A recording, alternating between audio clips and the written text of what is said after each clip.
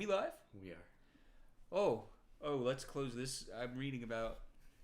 We're not going to talk about what we were Not such a good person. That makes it sound really bad. That makes it sound even worse. Sorry. We were reading about the JFK assassination. Trump's going to release the truth. He's going to share the CIA's evilness with us. Democracy's back, baby. No, don't. Completely sarcastic. Thank you. Okay. Satire. Slash S. Okay. Oh, welcome back to Trees on Air. It's Wednesday. Let's get some music playing. Hello, everybody. What do you want to listen to, Trey? I kind of like... Here's a random song that I like. It's nice and relaxing, actually. It's relaxing, electronic. Jus. Everybody knows Jus. See, I know Cascade. Okay. Frequent collaborator with Deadmau5. That's right. Who Trey thinks might headline Portola. Have you seen the video of how he found him? How Deadmau5 found Cascade? Yeah. Is Cascade? Yes, I have. That's the one where Deadmau5 is literally just playing like vocals that people have sent him. They've like emailed him. Yeah, he was on stream and he was like, people were sending him samples and stuff. Yeah. And he was like, I'm gonna judge him honestly. And then his came in. And he immediately was like, "Oh my god!" Like, this is fucking awesome. What's his wife's name? I don't remember. I don't remember think either. Still together. Oh, that's kind of sad. Well, that was from like 12, 13 years ago. Still kind of sad, but I remember in the video he was like, within 30 seconds he was calling her name and he was like, "Come here! You gotta come here! This. You gotta listen to this! Yeah. You gotta hear this!" It's pretty crazy.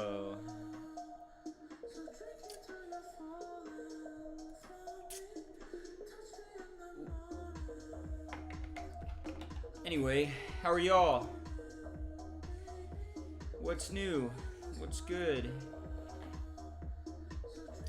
We're sending out links, so you know the drill. Boom. It's not loading on my side. I feel like I should probably... Boom. Also, the camera's... Alright.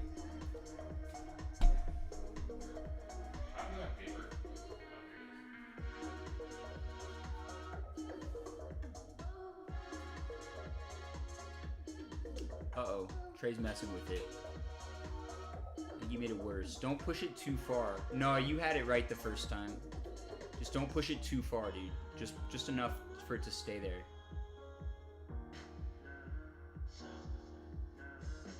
Okay, if you let go, will it... Okay, I would just leave it. This is a pretty amateur show, y'all. We don't know what we're doing. Trey and I don't know what we're talking about. It's just two guys hanging out. Ethan, welcome. Any idea why it's not? Nope, no idea. But I think it's... Oh. There it goes. Alright. Okay. Hello. Yes, sorry, I was very busy today, actually, kind of. Did you read Ethan's text? Oh, a little bit. I saw it. I just didn't have the answer for you off the top of my head, so I ignored you because I didn't feel like figuring it out. That's the honest truth, Ethan. That's something that we can definitely coordinate with each other, though. Yeah, we'd love to see you. Yeah, we'll try and coordinate. We would love to see you. A good, like an ideal time of the year. We talk about plans off stream. I don't like to talk about life on stream very much. That's fine. At least I don't want to tell the public where I'm going to be places because, you know, I have a lot of enemies, Trey.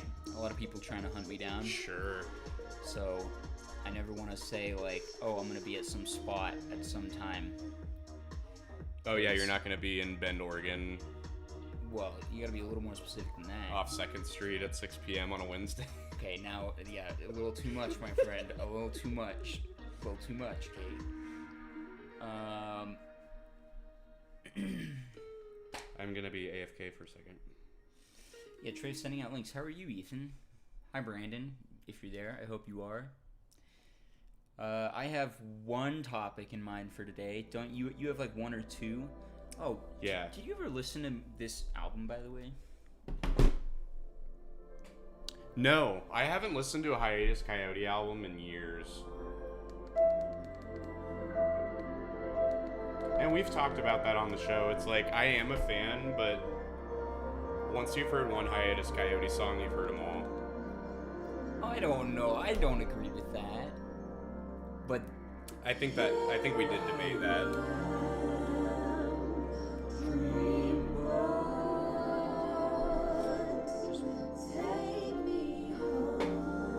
Alright, well, hopefully we'll see Brandon soon.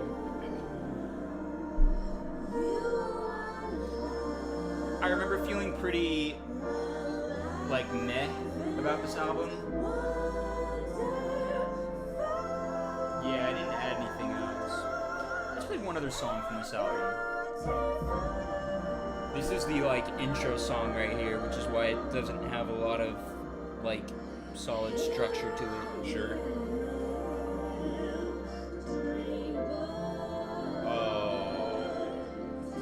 I mistitled the video. Mugshot? It's episode 5. You Oh. I done fucked it up. That's alright. It's Whoops. episode 5. Oh well. What you making for dinner? I think we can fix it in post. We can fix it in post.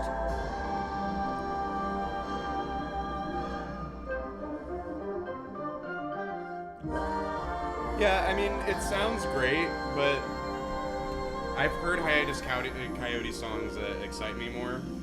Oh, for sure. This isn't... I don't know why this is the one I added out of everything on this album. I queued up next their most popular song on this album, just to give it a try again.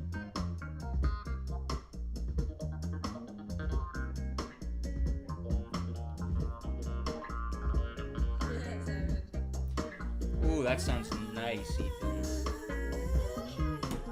What's he making? What? Where's mine? Yeah, where is it? I just ate and you made me hungry again. I like this.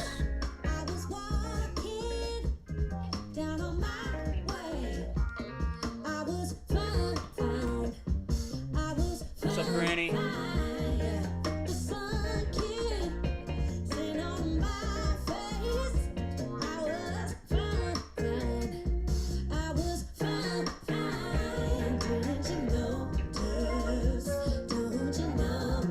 Oh, they got flutes back there? What? Flutes in the back?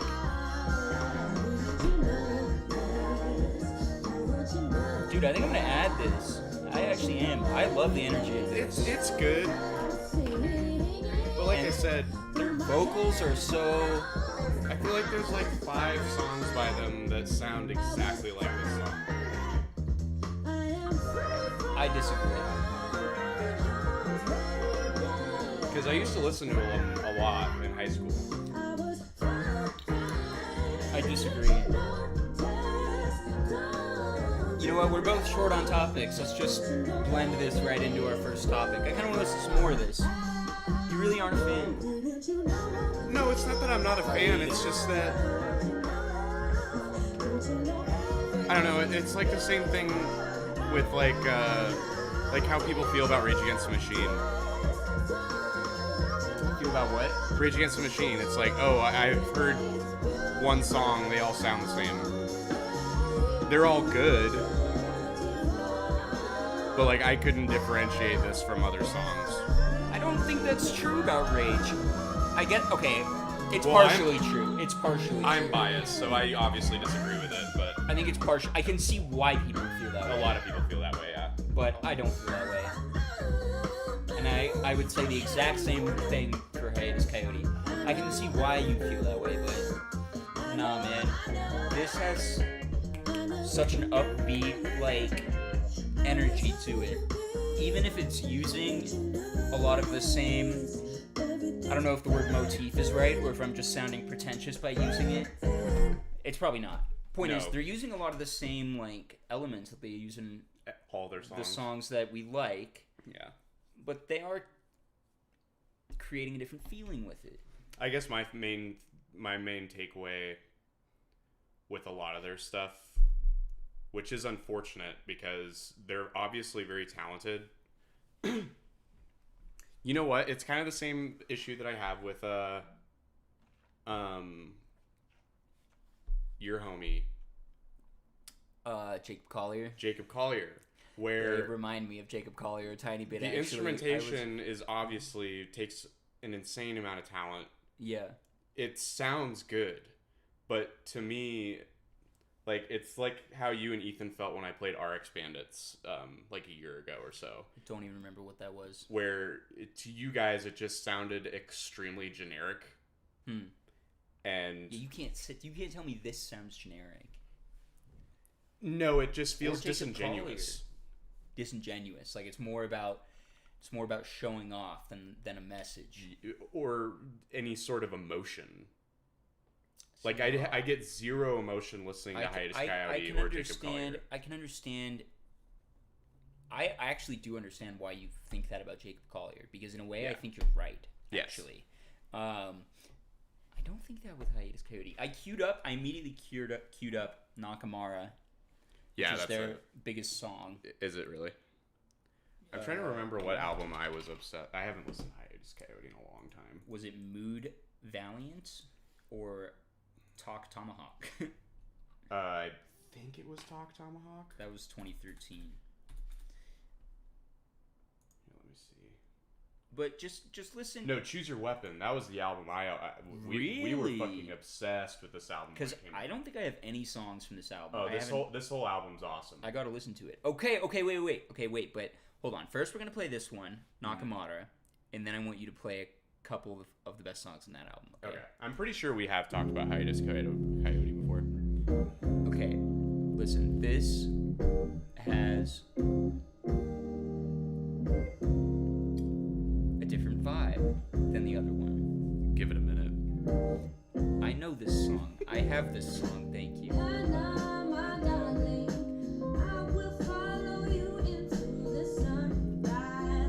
The other was an energy. The other was what choosing. It's good.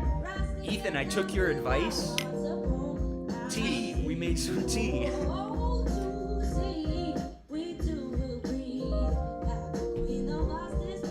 No girl music today. That's my favorite kind of music, Hunter. Actually, that might be kind of true. So what if it is? I'm not judging. Actually, I don't think we have any of that on the agenda today. This is definitely girl music. Hunter's not a fan of this, I know. See, actually, I would think this is up his alley. Really? Well, he's a jazz head.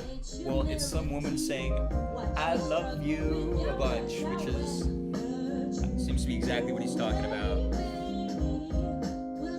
Don't sound confident about what? I'm confident in every single part of me. How fucking dare you? Oh yeah, he likes it. Good. Hey, girl music does not equal bad music, though, Hunter.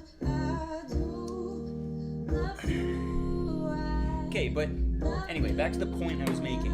You can say that this has a lot of the same elements. It creates a different feeling. Yes. It's a different feeling. The instrumentation is very obviously, like, it takes talent.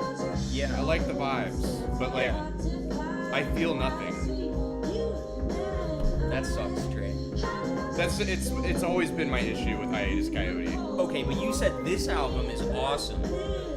Alex and I listened to the shit out of this album when it came out. Alright, I feel like we gotta give y'all a bit of a roadmap, just because we haven't been explaining what's going on. The first thing we played was Everything's Beautiful. Off their new album. Which is, Hiatus Coyote's most recent album that came out last year. We've played Hiatus Coyote on the show before. Yeah, I've played songs off of Choose Your Weapon. Trey said they all sound the same. So then I played their most popular song, Nakamura, from 2013. Well, and this is probably why this song is so popular, is because it has Q-Tip on it. Well, I mean, Red Room is right behind it, barely. Yeah. Red Room is right behind it. Which I haven't heard that song in a long time. You haven't heard that in a long time? In a long time, yeah. Okay, wait, I'm gonna add that to the queue too. We've played this song on the stream. We've also played the next one. I'm just gonna skip to it, honestly. I'm trying to remember. Okay, listen to this. This is a different feeling for sure, man. Yeah, I've found that their more mellow stuff is their more popular stuff. Yeah, this is a very mellow song. Yeah, what the fuck? I don't know anything about that guy, by the way. About Q-Tip? Yeah. Well, he's a very popular producer. Oh, A Tribe Called Quest? Yeah, he's one of the main members of Tribe Called Quest. Gotcha. That's the rap group he was in. That makes sense. Yeah. But now he mainly produces. Trey, these 3 songs we played, they've got some things in common. They're for sure. pretty similar. Because why? They have You got and jazzy piano. drums. She sings the same way. She's always constantly harmonizing with the bass, which cool, awesome, but she does that in every song. Very different feelings. Very different feelings, Trey. That's my thing. I'm not getting any feeling out of it. You can make different recipes by using different amounts of the same ingredients. Yes, I agree. But like this song and Nakamura, I feel like these are background sex songs. Can you put the... Oh, stream back, sorry. Yeah.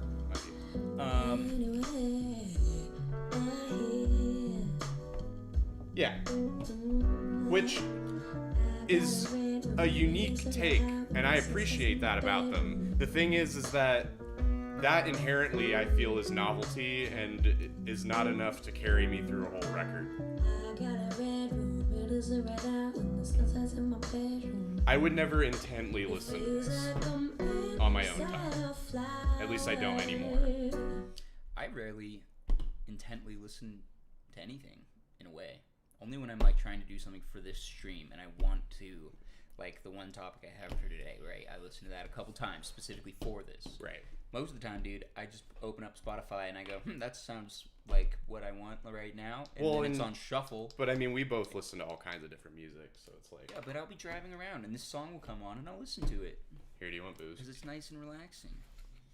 Sure. Right. I would say if you want to talk about Choose Your Weapon and like kind of just see a little bit of the difference that I'm talking about. Yeah, sure. Like okay, so play the lung, and like yes. The lung. All right. Yeah, the vibes they're kind of the same. Not the vibe. In a way, there's overlap. But Yes. dude, all 3 of the songs that we just listened to, I feel like give a different kind of emotion. They do. To me, anyway. See, emotion is just not even a word that I would associate with their music in any way, in general. Bruh. But that's just me. That's just my opinion. That's rude.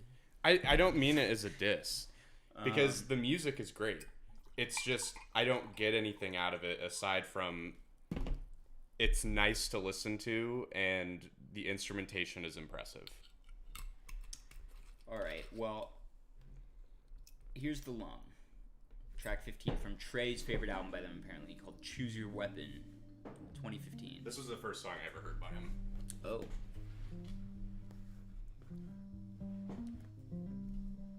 And in all honesty, like, I feel like after I heard this song, every song by them that I've heard subsequently, I have not gotten anything more out of it.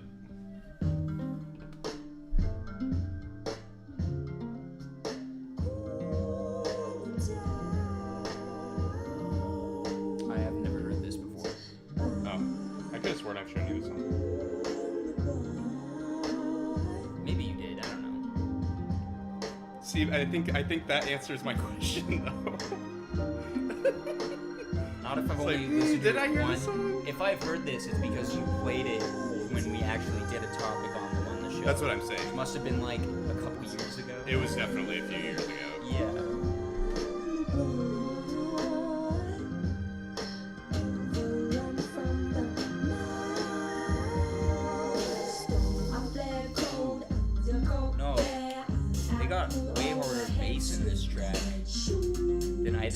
we listen to.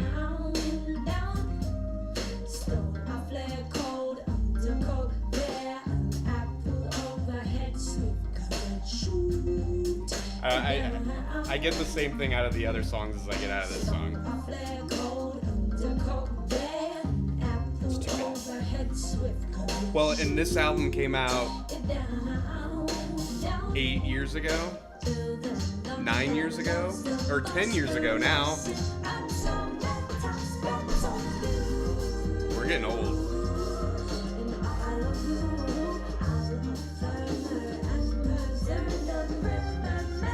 But yeah, it's gorgeous. It's good.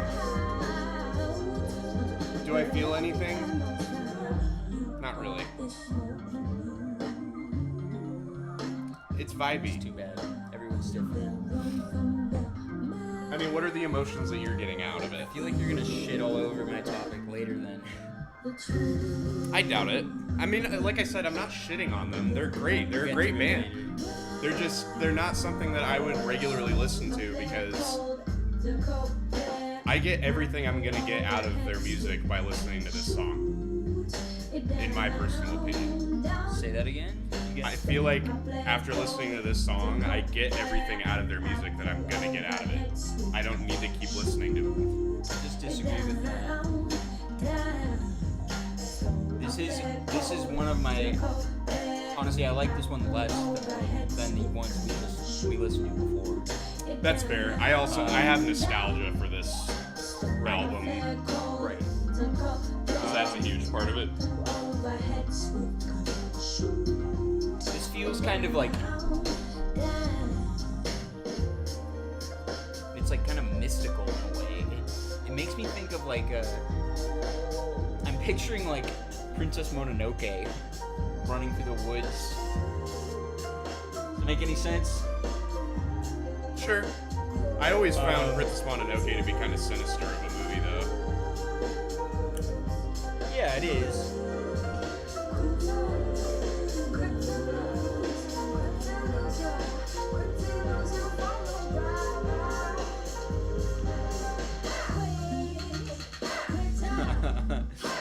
So you're in the middle. And that's probably the fairest way to go about it. Is there another thing on this album? This will be our last hiatus song, if you want, Trey. Otherwise, I'm happy to just move on. Yeah. I mean, By Fire and Jekyll were both songs that we listened to a lot. Molasses was another one. Let's play Molasses. That's the biggest one on this. That's the biggest one on this album. I think that's like it might be like the more mellow one. I think By Fire was the one that I liked the most. That was the one I listened to the most.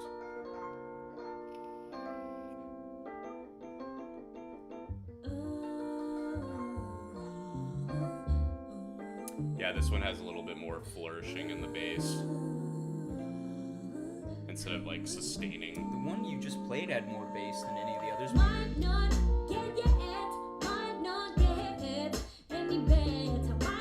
Yeah, this one's a banger. But yeah, her harmonizing with the bass and the guitar and drums in the background kind of just, I don't know. They kind of all have the same formula, which for some bands, like I'm biased with the Rage comparison, like that formula I think they're able to utilize in ways that are different enough that excite me. This doesn't change the formula up enough to make me extremely excited. That's fair. You know what? I will give you that, Trey. I'll give you that. Because some of these keyboards on this album, I feel like they literally just copied the settings over for some of the other albums. Yeah. You know what I mean? Like they never really change their sound. Yeah. Which fine. Yeah. But that doesn't mean I'm gonna listen to it. I agree that they could use more variety in their instrumentation. And their style. Their style, yes. I still think that, like, even with that lack of variety, they are able to no, they're good at what they do. Create different energy, create different emotion. But Yes, they could. I'm giving you some. For sure. And the other thing is too is like you're not getting any crazy solos or nothing. Like you've heard the song.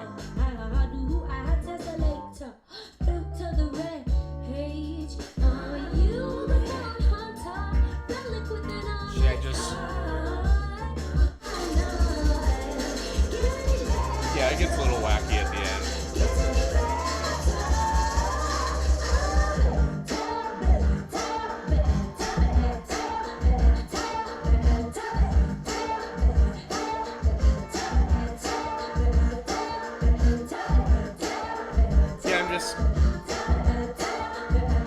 I'm not passionate about it. No, I don't really like this part right now. It's not.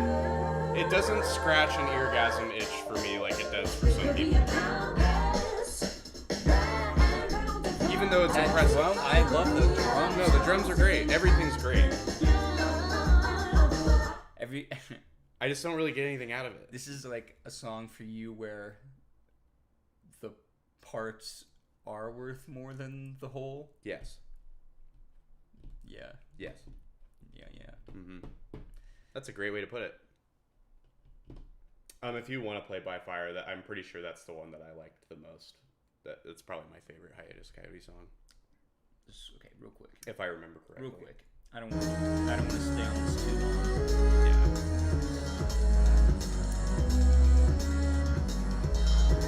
This one has a lot more electronic elements.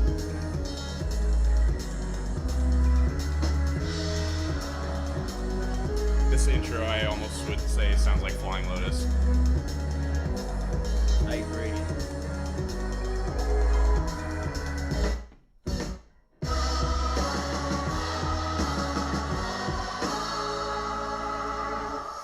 And then back. This one's a little more fun. I would always imagine, like, the keyboardist, like, sticking his tongue out, like...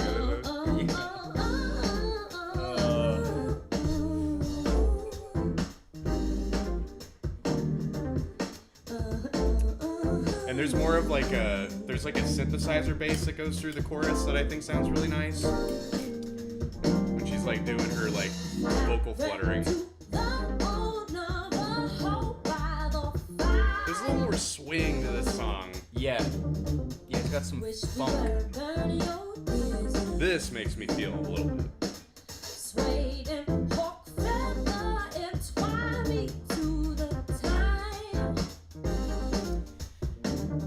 It's less like they're going through the motions, I feel like.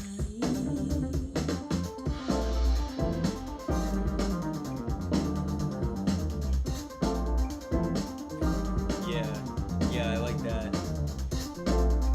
That's kind of sort of the chorus.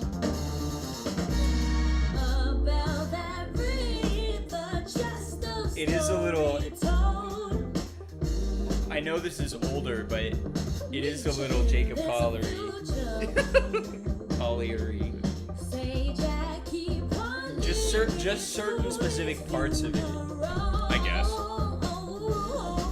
I know they came first, so that's not fair to say. I think the Flying Lotus comparison's better. Well, for the intro, yes. I'd say for the whole song. There's other parts, like those vocals. That's super Flying Lotus-y too. Okay. Where they're just being used like an instrument, kinda. Because I think people tend to forget how old Flying Lotus is. I don't know how old he is. His debut was like 2011.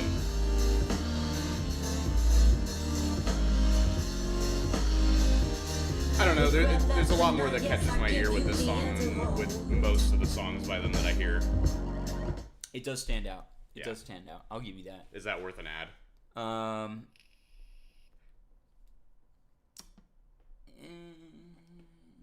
Maybe it's only Fine. maybe you know what? I'm gonna add that. Yeah, I guess I was just saying that the I will Flying Lotus was probably an inspiration. Molasses. Because this was 2015.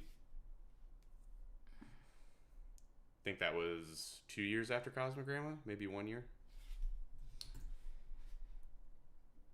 Let's look. Yeah, because you're 2010, so 5 years after. Oh wow. Well, and then so Your Dead was 2014. So I think that's probably the better comparison because Your Dead was huge. So he was back to 2007. Yeah, the Reset EP, shit's underrated. I have that on vinyl. All right. Well, Ooh, they do the oh, that's cool. Okay. Let's. They use the vinyl cover on Spotify. It's a different cover on Apple Music. Well, that was some Hiatus Coyote to kick us off, I guess. Kind of an unplanned topic. Yeah, I was. I want to listen to Bicep. That's what you want to do now? Yes. Bicep singles? So there's singles on Apple Music, but they comprised them up into an EP on Spotify. This one. Yeah, so Chroma. Yeah, so it has all 8 of them on Apple Music. These are all like all separated out with different covers and shit. All 8 of them? All 8 of them. That's just a pain in the ass. Well, they were all released like 4 months apart, 4 or 5 months apart. I've only heard one of these, really? So we can start from oldest to newest, or vice versa. It looks like they have it going from like reverse. Yeah, it's order. backwards. Well, honestly, let's listen to them in the way that it seems like they intend them to be listened to. This is all first reaction for me. For Bicep is Irish house duo. I'm a super fan. A lot of people might know that. Reese knows that. So, sorry, which way do you want to go in reverse order? No, let's listen to it the way they have it laid out. Chroma 008. Oh, we played this a bit last time. Did we play this song? No, I mean just after the stream you started playing Oh, this. gotcha. And you know what I said that I still stand by? No. Okay. You know what? Scene immediately pops into my head when we start playing this song. What's that? The scene in the movie Cars, where like the original Cars? The original Cars. Okay. Where the like super cool guy like lit up cars roll up on Mac the truck. Yeah. And are blasting. They're trying to like bully him. Yeah. They're like blasting their music. I'm telling you, it sounds just like this. What was the last time you watched Cars? Not just like this, but it has that like the. That's the feeling. Yeah, I don't know why does it like come off douchey to you or? No, but it has that like vibe of like I don't know. Neon lights. Something. Fast cars. Yeah. Maybe it'll be in GTA 6. And then of course that changes. Yeah, I'm excited because I love everything Bicep's ever done. Ka-chow!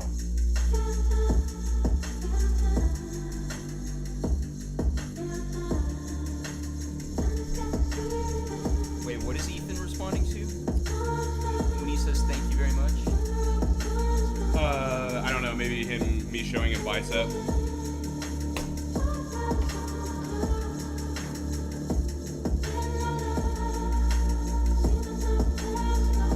I like this so far. They're always building to something. I wasn't trying to like talk shit about the beat, by the way. I know. I do like it, and I like the minimalism of it. Kachiga. Uh-huh. Oh, yearly. Oh, gotcha. Okay. It's been a minute since I've seen Cars. Oh. I've still never seen Cars 3.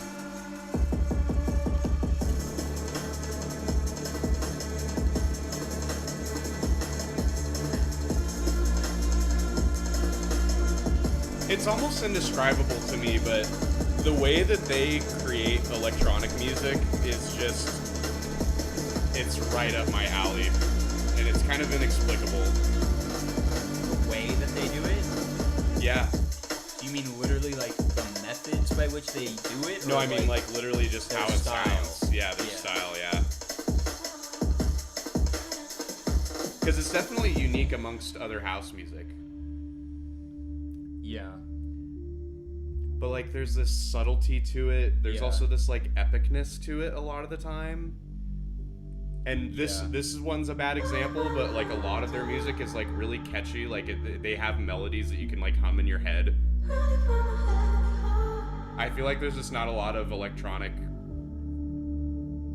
acts that you can say that about that are currently making music. That's definitely a problem, an issue I have with a lot of.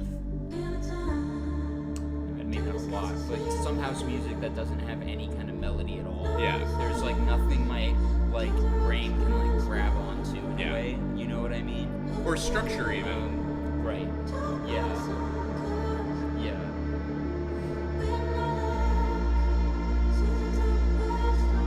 And like this one in particular, I could see being in a movie and it working really well. Like Cars? No, not like Cars.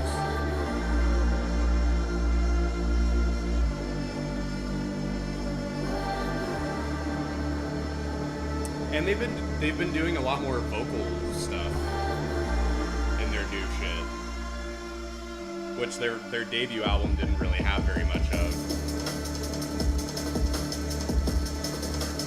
Yeah, I think it's really simple but really effective. Yeah. Yeah. I like how minimal it is. I keep saying minimal, but it's also like complex. Yes. At the same time.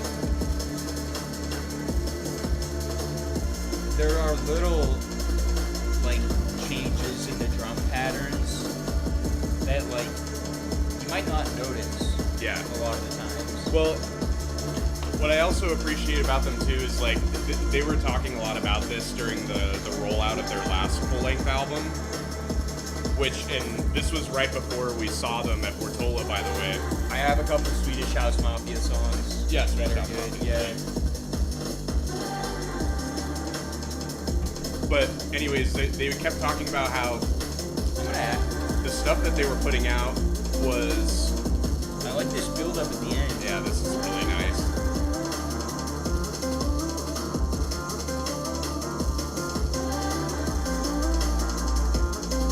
I'm gonna add this. Yep, I like that. This feels a lot like Tron Legacy in a way. Yeah, This last part. it's really hard not to talk about Daft Punk when you're talking about house music. Yeah. It's like impossible not to. But I mean specifically that. I don't mean Daft Punk. I mean specifically like that Tron sound. Just that bit at the very end, the build that I was talking about. But yeah, that doesn't mean anything about like. It's easy to sound like that. Yeah. This is already super different. Oh, but anyways, they were talking about how the songs themselves were almost supposed to be like a template where they didn't want it to be something that they wanted it to. It wasn't anything solidified. It was more like a beginning, it almost like a canvas. And like when they play the songs live, they release songs specifically that they think they can play with later. They can tweak live and make it different. Yeah. So that it's different every time. Yes, precisely, a foundation. Yeah. So like they're not huge on everything being perfect. For sure. Look, we turned yellow again. I don't know what's up with that. Yeah, I don't know why that happens. I feel like it's an OBS thing, not a camera Wear thing. the butterfly glasses. Aren't those lilies? What? Aren't those lilies? Are they? Yeah, I think she donated them to the show because she didn't want them anymore. Nice. I like these. Hell yeah.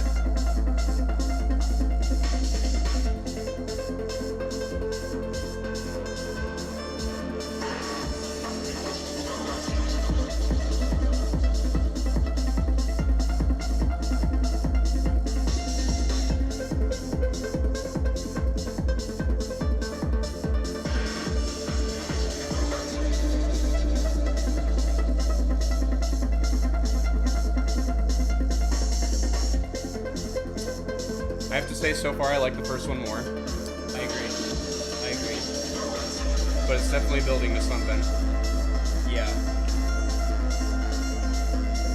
This is a warehouse music. I mean, yeah, that's Bicep, dude. Well, this song particularly, like the other one I would listen to in the car. This, so far, I would not. This is lacking what we were talking about the first one. It's lacking a melody, in my opinion, and like a structure so far.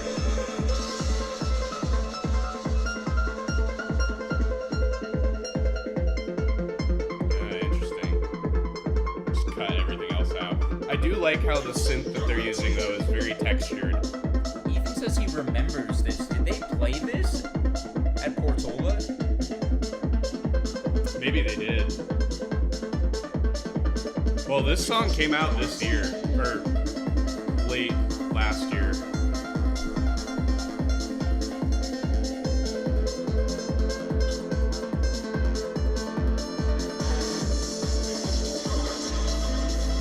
So yeah, honestly, that wouldn't surprise me. Oh yeah, you're right. Yeah, you're right. So it was them playing this. So, wait, did you see this whole album live and like not realize it? I guess so, yeah. Or EP rather. Because how long is it? Almost 6 minutes. I say we move on. No, 33 minutes. I don't know that we have the whole EP. You want to listen to the whole thing? Kinda. We don't have to. I'm just trying to. I'm just a super fan. I want to keep our people entertained. Ethan's loving it. I would love this at a show. I would love this live. You know. I wouldn't listen to it myself.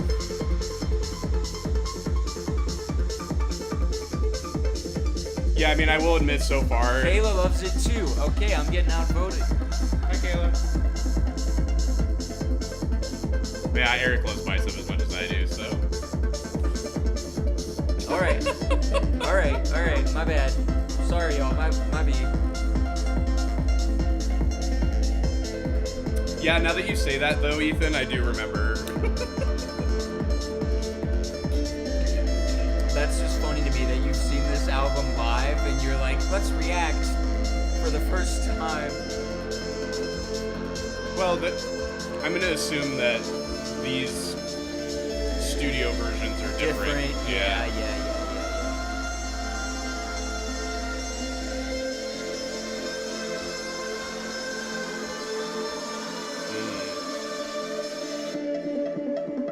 That was like kind of 9 Inch Nailsy for a second. These are the two least popular tracks on the album, by the way. Really? Okay. These first two. By quite a bit. I wonder if they were on Spotify individually, and then they all got pushed together. They just compiled them. Because you said they released them in reverse order, right? So look at how the play counts. Mm-hmm. You know what I'm saying? Yeah. So that would make sense. Yeah, that might be the reason. All right, track 3. Aloe. Track 3 or track 5, depending on how you want to look at it.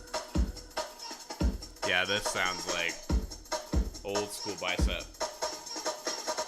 They really like those snares that are like, you notice there's really washed out. There's no track 6. Like number 6. Oh, you're right. 1, 2, 3, 4, 5, 7, 8. I wonder if that's on here. Yeah, that's a good point.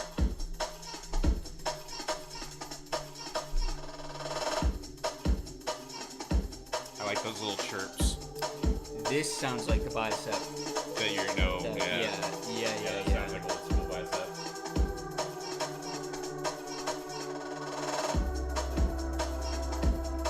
Fuck yes.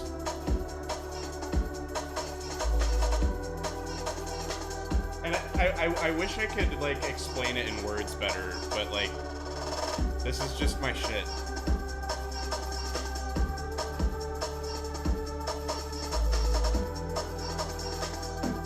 Yeah, it appears they didn't come out with a Chroma 006. Or if they did, it's just not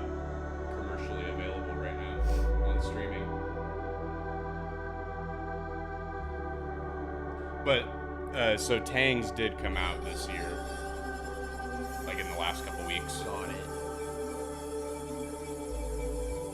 That still is my favorite so far, personally.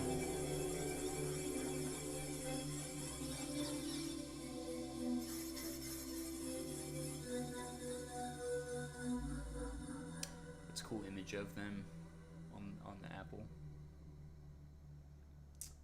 Yeah, that's basically what they looked like when we saw them the first time. Yeah.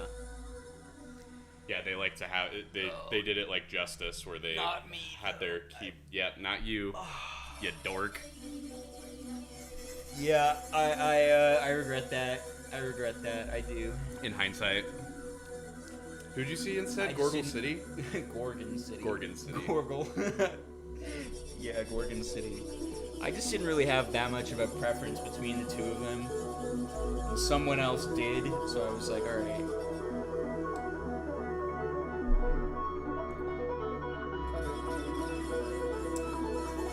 Yeah, that's true. You've heard remixes of this song? It came out pretty recently. I'm kind of surprised by that.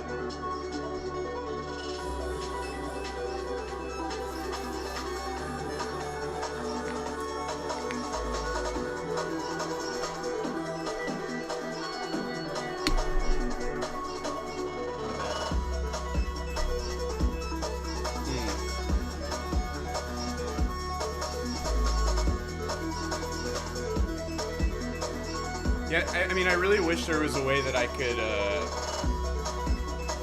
talk about it, but I can't. It's more just a personal thing. I don't really have any commentary This about is just it. the way I like electronic music to sound. It's like kind of otherworldly, but not. And it's like relaxing, but not. It's very dreamy, but not. Very dreamy. Yeah, Ethan used the word ethereal, I think. Yeah.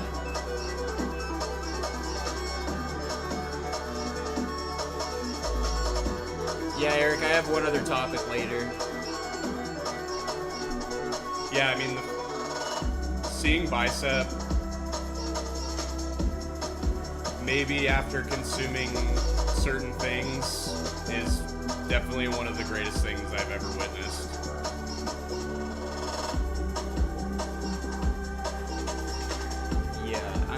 For me personally, I like the first song with more structure a little better. See, this one's my favorite so far, for sure.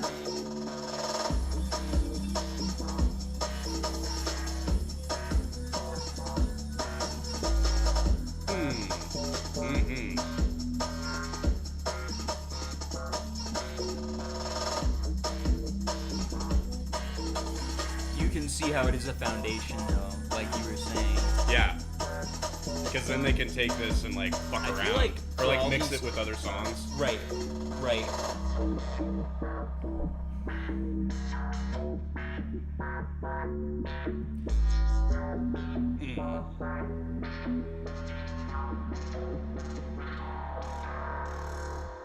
That was my favorite. Okay. That reminded me of their first album a lot. Track 4. I guess we're just gonna go through this whole album. I mean, it's not super long. It's a fat beat. It's rattling my windows. Fergalicious.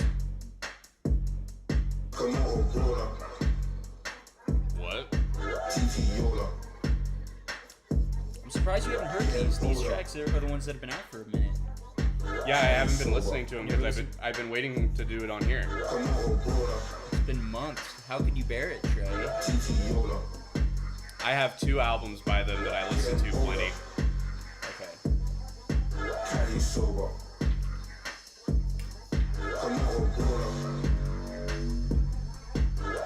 This is a little different for them. Yeah.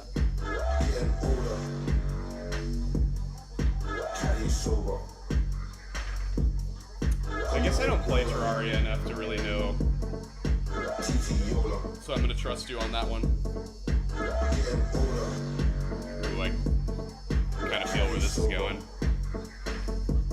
Yeah. It's like Morse code.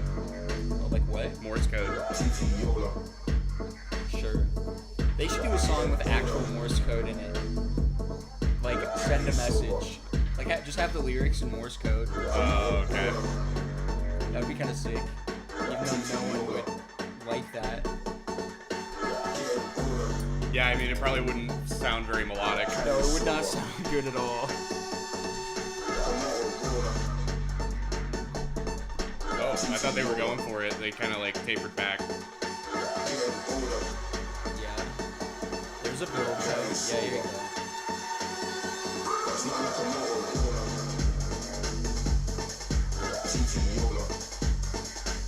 Oh, this one's a lot simpler than I was expecting. Simpler? Yeah. I thought it was gonna get a little more chaotic. So far.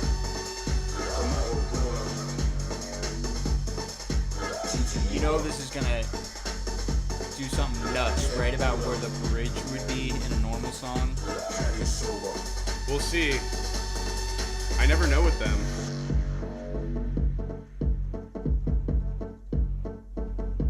That's nice. Yeah. See, and that right there, this is like the foundation.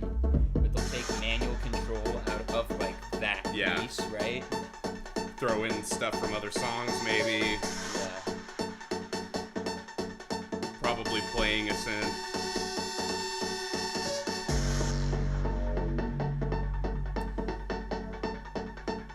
Live, I would love all of this. Yeah, Absolutely. It would be Absolutely. mind melding. Yeah.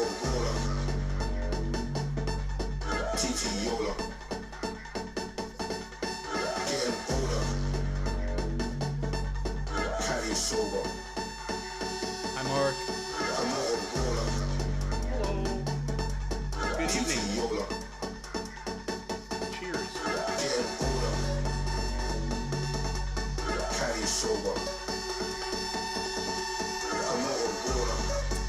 This one's probably my least favorite so far, though. I keep thinking it's gonna do the hump. Yeah.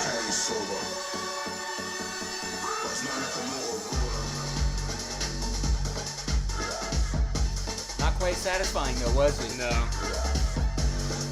It's not very bicep-y. It built back up to like what it was before. There's a little difference. There's a little bit. Like They incorporated like two melodies from earlier and like stacked them.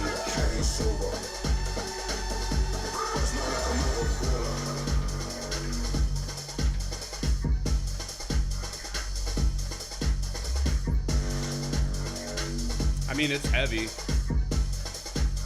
I do like it stripped out like this. Just I like the ones.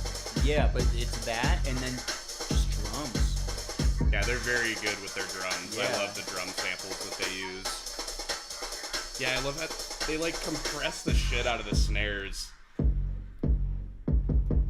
Oh, and it like ends the way it started. Yeah, Perfect. that's a perfect lead into another track, like Yeah. during a set.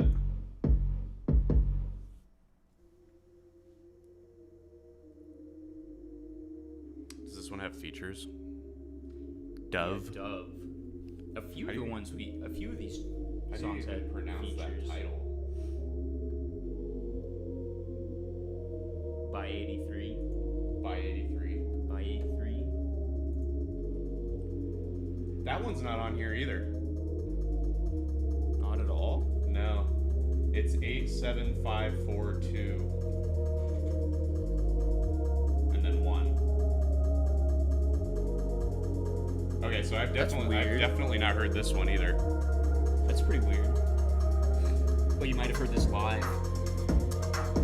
Right, but like we discussed, like that's kind of meaningless.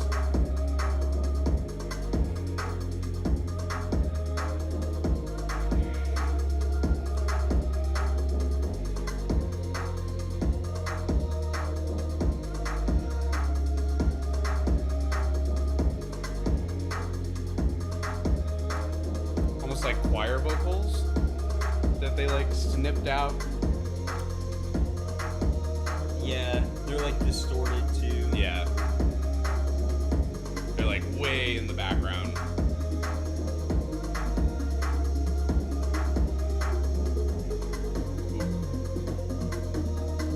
Yeah, they're bringing back their xylophone synths.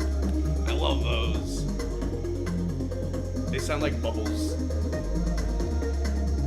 And then they always like tweak it just enough to like make it sound like sharp. Yeah, you can already hear it. Yeah. Yeah. Oh, but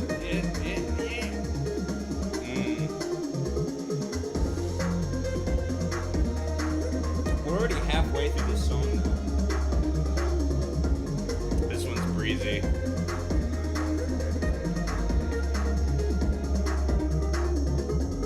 Yeah, who's Dove? It's their only credit in one other song that's 1 minute and 40 seconds.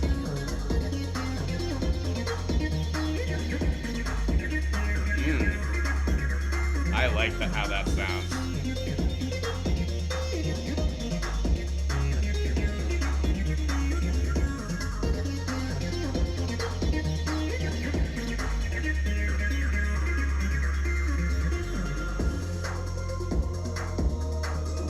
I will admit, one being live makes it a million times better. Two, incorporating substances definitely helps. I can admit that.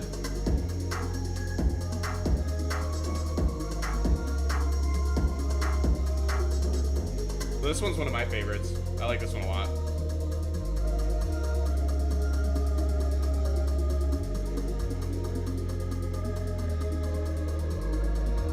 Simple yet complex.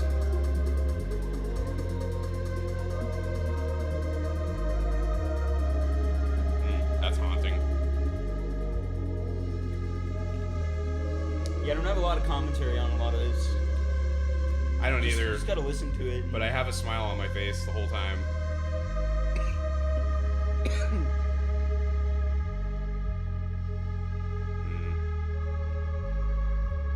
The first one is still my favorite. Which one's the most popular? Well, we're getting to them. These Oh, last this two the are, but next one. it's because you Lava. said they were released in reverse order, so they've just been on Spotify a lot longer. Yeah, that's true.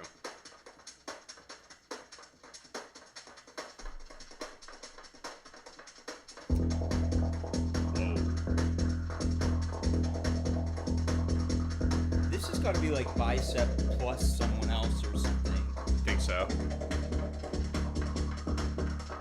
I don't know. Oh, I've heard this. You've heard this song? At least these vocals. I mean, it's possible that it's the chick that's been on a lot of their stuff. I've heard this. No, I've heard this exact vocals.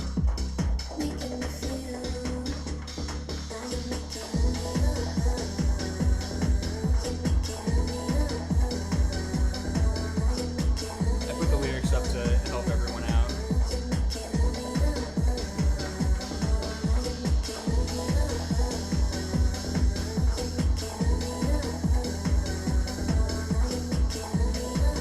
I like this one a lot.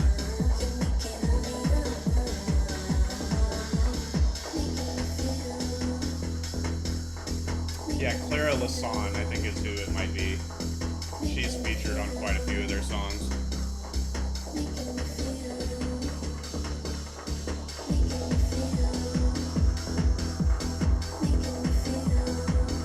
Doesn't say anything about her here.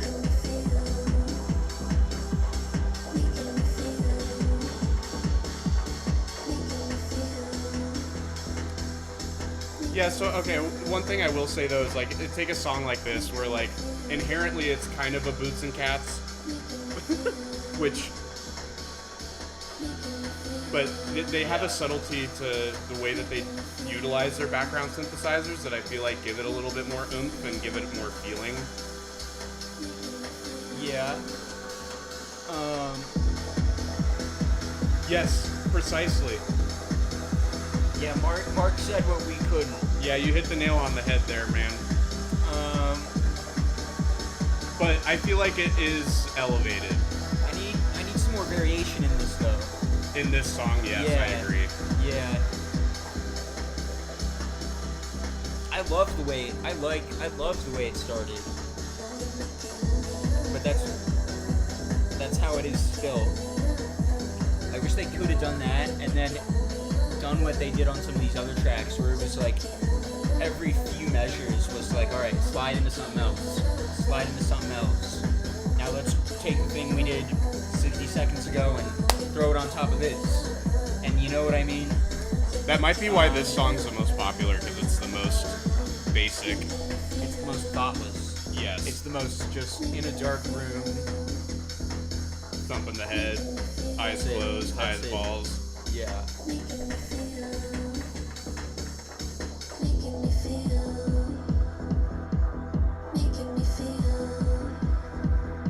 I wouldn't say necessarily same thing over and over. But you can have,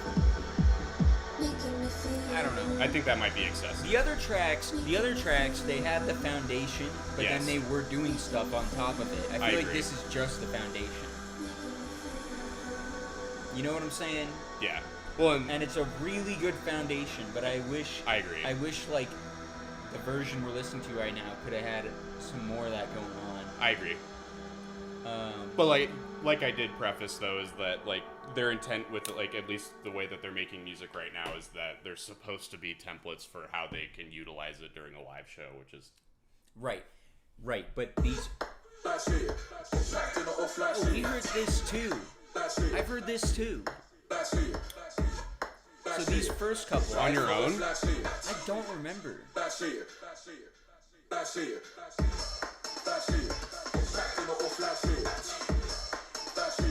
You know what this reminds me of a little bit? Prodigy. No. More because of the voice than anything else. Massive Attack. Death Grips. A little bit. Just a little tiny bit.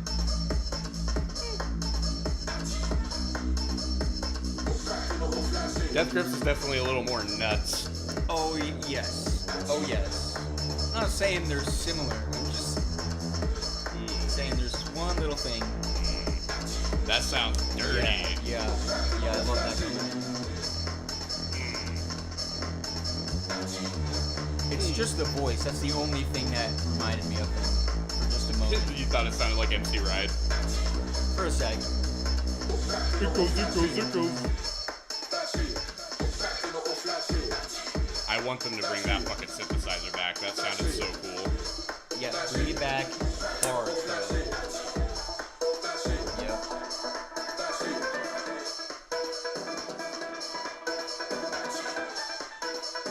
See, they're being playful with this one. This one has the variation. It has that stuff going on that I wish the previous track had. Oh, now they're combining them. Let's go.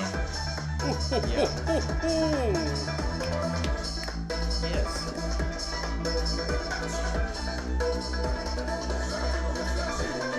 Oh. I live for this shit.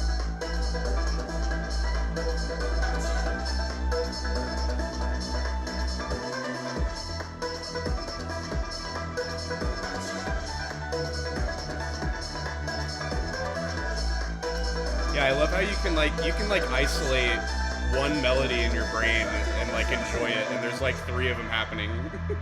Yeah. That is the bicep way. Everyone can get something different out of it. Uh-huh. It's like a not silent disco.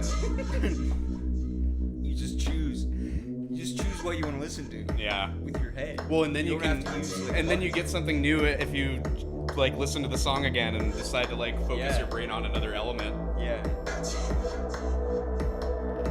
They're really good at like, This reminds me of Jamie. That's okay. That's fair. even with all these overlapping pieces, them still being like distinguished from each other very clearly. Yeah, their mixing is impeccable. It's like they're woven together instead of just being like sandwiched on top of each Yeah, other. You know what I'm saying? they feel incorporated. Yeah.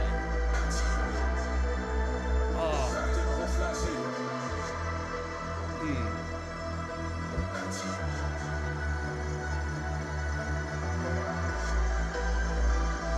This is old school bicep. Okay, look, you're gonna get all three now. You're gonna get all three elements.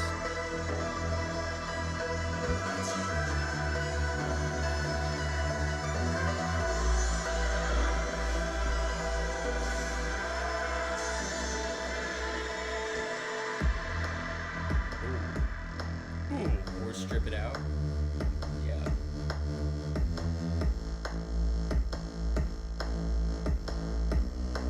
Never mind, this was my favorite.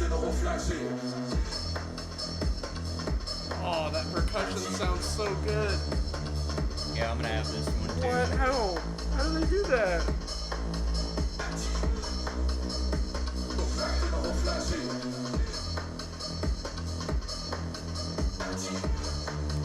Yeah, I know I'm kind of biased, but I kind of think these guys are the best in the game right now when it comes to their genre.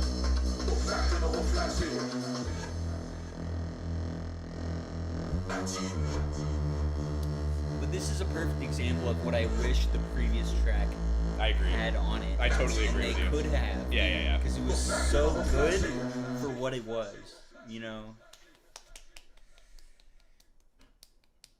There you go. That was the Chroma album. No, there's one more. Nuh-uh. I thought there was one more. Wasn't that 2? Lava? That's it, brother. Oh, that was Helium. Okay. Wow. Well, they started it off with a bang and then fucking killed it at the end. I totally understand why they had that one be the closer. But also the opener? Well, no, I mean, I get why they, like, had them backwards so that it would end with that one. Oh, no, I know. But, like, also at the same time, like, releasing it first to catch the hype. Get everybody hype. Yeah, it worked. Their first 2 tracks were both, like... huge. Yeah. Relatively for them. But I don't just mean because of, like, the play count. Like, yeah. Even ignoring that for a second. Like, yeah, the first one, arguably, like... I don't know. I think you could say maybe it was the best one on the album. Mm-hmm. I still really like... 8. Yeah. I still really like this first one. I kind of want to just... Yeah, it to me There's though. Something about this beat is just so thick. Yeah. Like, and it's not. It's also not anything like super crazy in a way. It's not It's not bombastic. super unique. But No. but it's just really. It's pure invigorated and with their clean style, at what though. it is, with like the low bassy synth in the back and the shakers.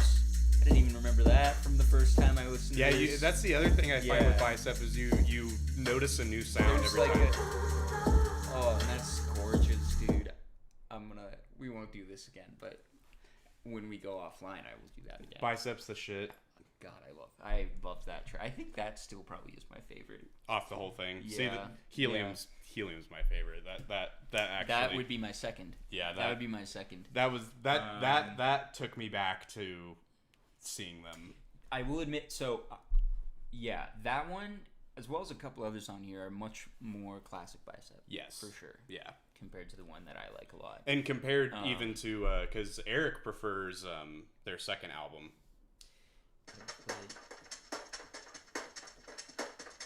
Just want to hear the. And I find some of these are a little bit. This is Lava again. Different, even compared to their new album. Trey and I keep mixing it up because since they released the album, like the songs are in reverse order on the album. The first song on the album is called 008, and then the last one is called 001. Yeah, the track list is backwards from when they were track released. 6 on the album is 002. Anyway, whatever. It's fucking confusing. Well, and where's the missing song? Yeah, there's a missing one. Yeah, that's a great question. I want to know, because you said which one is Apple Music missing? So 6 isn't on here and 3 isn't on here. I don't have 6 either. Yeah, but you don't have 3. And I liked 3. Let's try, dude, real quick. Like looking on YouTube. Chroma 003. Wait, that's called 006 is the one you want to look up. 006. My bad. Yeah. Umber. It's on SoundCloud? Nah, this is some scammer trying to fucking stream Bicep. No, here it is on the. It's on their YouTube. Wait. But it's only 20 seconds. It's live. Weird. But this is their official YouTube channel. Is this totally like a marketing stunt? That's 17 seconds. Let's look at this sound.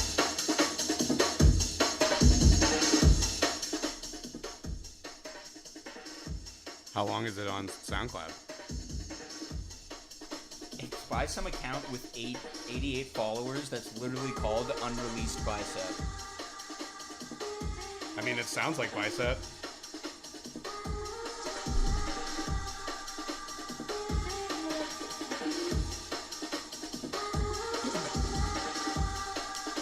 I don't know, maybe there was some sample they couldn't get the rights for. Yeah.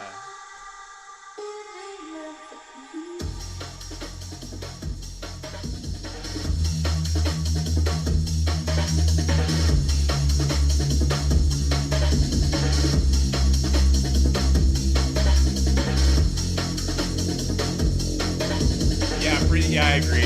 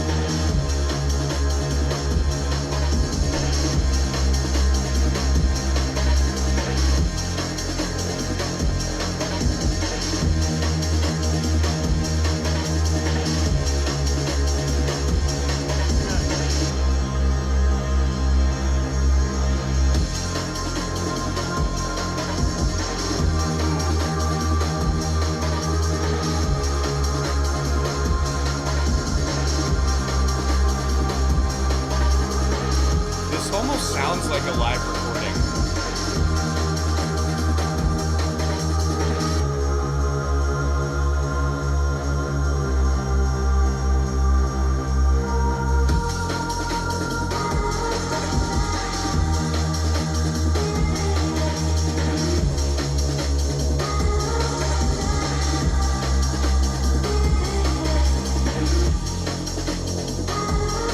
Oh, and it's short and sweet. 3 minutes.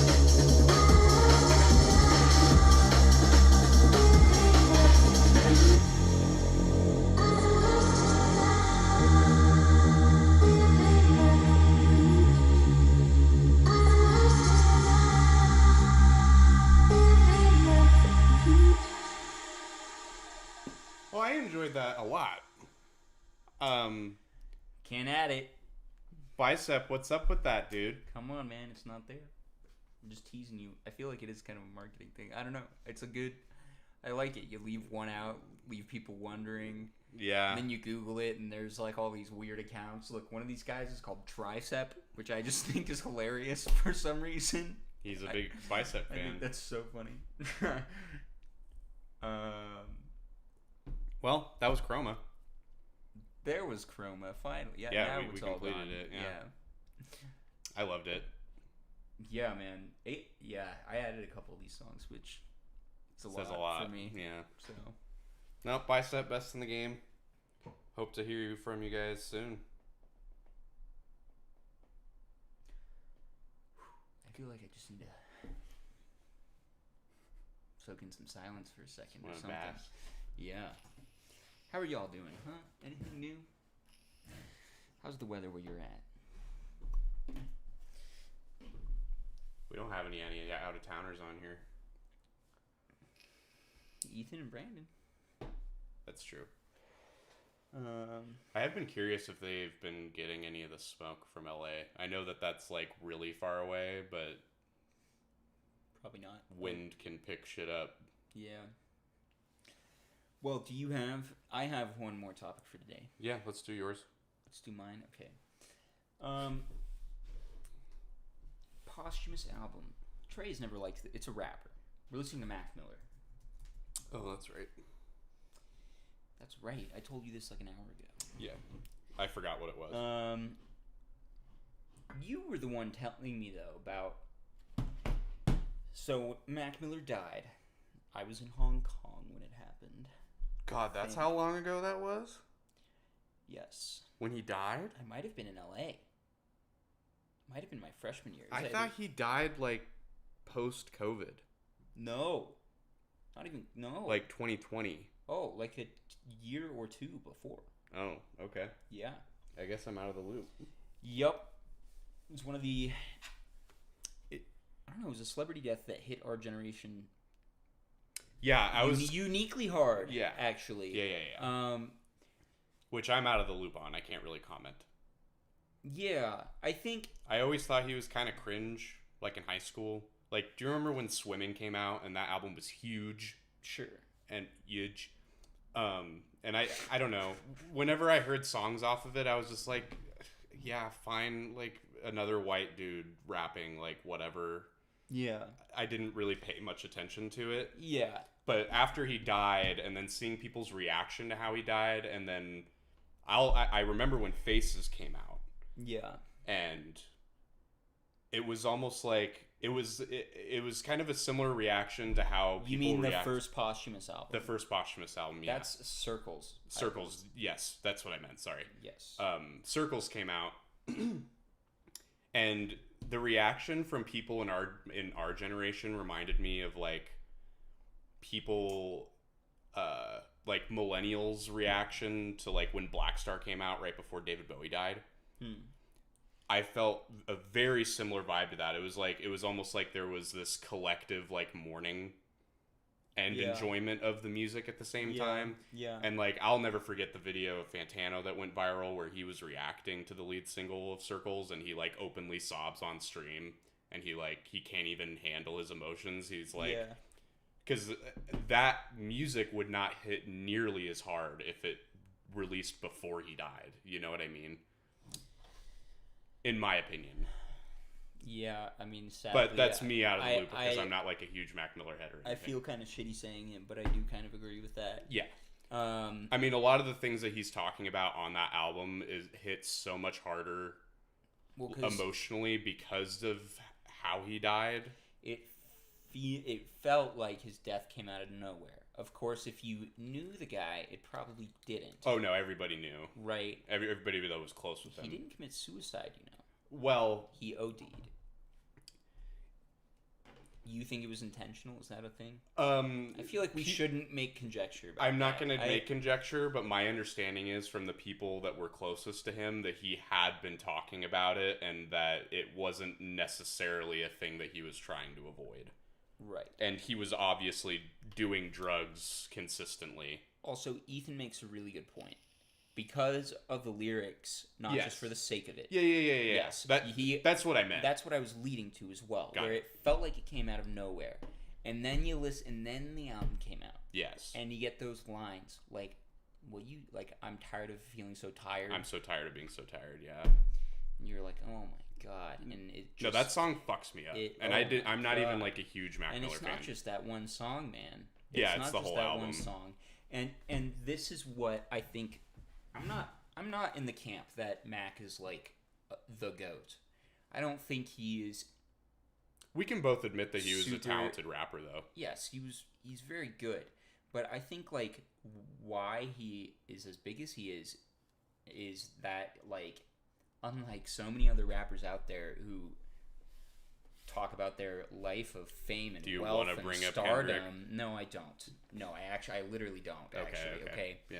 Especially because I actually do like him a lot. So let's not get. It was just an example that you brought up earlier. No, I don't. But let's not open that can of worms again. His Mac sings about relatable stuff, dude. He sings about day-to-day struggles. What'd he say? Boo-hoo, he was a rapper. He should... Oh my god. He had feelings. I mean, arguably, drug OD is how a real rapper goes out, so... I think he was more talking like... Yeah, let's not. I'm just gonna start some tracks here. Well, so preface with what's up with this, like why you're playing Mac. Oh well, honestly, I think Circles is better than this album. Okay, I haven't heard anything off of this. I actually do. Although again, maybe that was just because of the context of it. But so this is his second posthumous album. This is the second posthumous album. When did Circles come out? Circles came out 2020. Okay, so but I think it was early 2020. Yeah. So it's been a minute. Yes.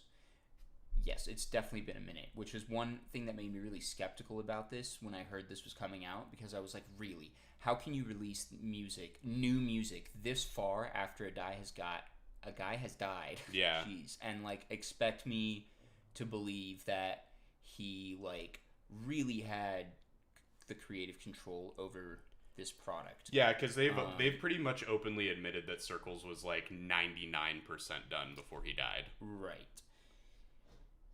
On the other hand, it's like, man, they must have had all these vocal recordings. Right? Yeah, I mean, I don't know any backstory to this release. They didn't AI gen any of this shit. They better not. God knows. I would be pissed. Would anybody be able to know? Maybe. Honestly, maybe. But no, I agree. This far out, this feels like a cash grab. Yes, I kind of agree.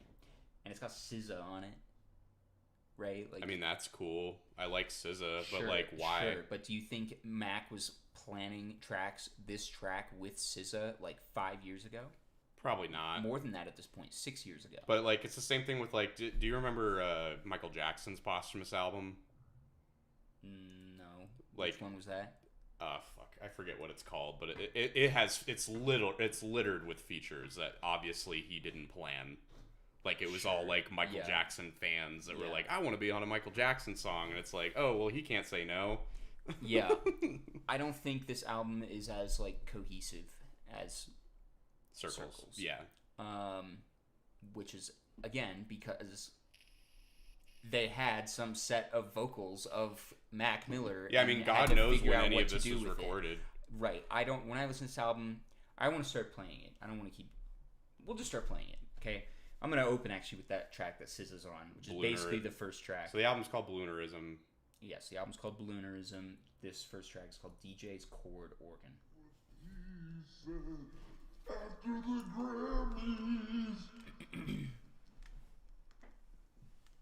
B flat. Have you listened to this whole record? Yeah. Okay. A couple times, but you know, I was driving around and stuff. F. And lyrics are important for this guy. B flat.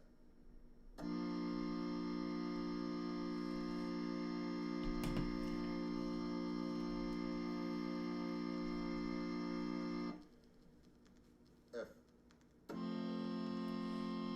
I wonder, like, which parts do you think he planned this lengthy intro like that? You know, I don't know. D. Yeah, it's too far out. Yeah. It's open to speculation for sure. Yeah. Yeah, I really wish we had some more behind the scenes info on this. I do think it's pretty though. I like it. I'm not trying to bash it because like I would give the album like an 8 out of 10, probably. Maybe a 7.5. Which is pretty good for me. It even says Fantano gave it an 8. I am Fantano. I'm surprised, but he put on his yellow shirt. He put on his yellow shirt for an 8. That seems kind of. I thought yellow shirt meant 10. No. Yellow shirt means 7 and above, typically. Alright. Yeah, it was a very slow start, but I think it's pretty. Because to him, 5's average. Me too.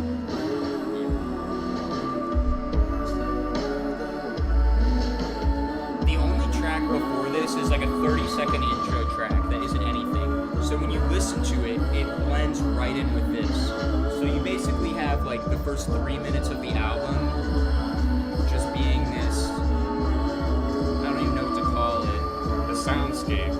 Yes, the soundscape.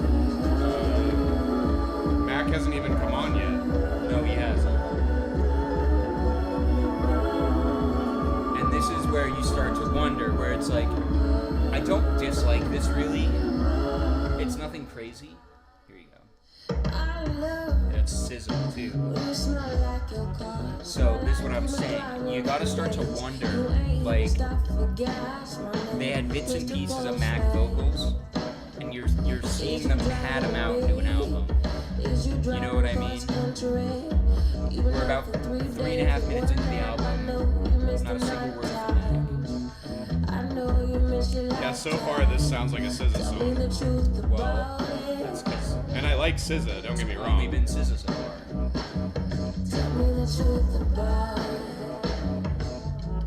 And I don't know, I guess maybe in hindsight, because like SZA wasn't very big when Mac was a thing. You gotta remember how young Mac was when he blew up. I know. But I just mean SZA hadn't really blown up yet, like, by the time he died. So, like, hypothetically, maybe they would have collaborated if he was still alive. Maybe they did know each other. Maybe they did. I don't know. Maybe, but SZA's on Top Dog with Kendrick, so she's usually hanging out with that crew. Like J-Rock and shit. Schoolboy Q. But yeah, the song's almost over and there's still no Mac. Oh yeah, I guess he just comes in at the end here. I didn't even realize that, because I was listening to this like just front to back, and so if I'm being honest, there were some points where I didn't realize when the song would change over. Like this is Well, and I'm not gonna lie though, like, at least I haven't heard the entirety of Circles, but what I got out of Circles was it definitely felt like a human being, like, laying their heart out. I don't know what the fuck this is. it's the first track, dude, I know, but it doesn't. and it was just SZA. So this actually was just a SZA track. I guess I didn't even realize that. So that makes me question their intentions. Oh yeah, no, I think it was a money grab. I'm not denying that. I'm not denying that at all. Like, how can you even put this on an album that's called Mac by, like, I being should've by just Mac? not- In hindsight, I shouldn't have played this song. I didn't even realize that, because I had this. Well, and it looks like Let's it. see what this Oh, transition is. it's not the biggest song, but it's big-ish.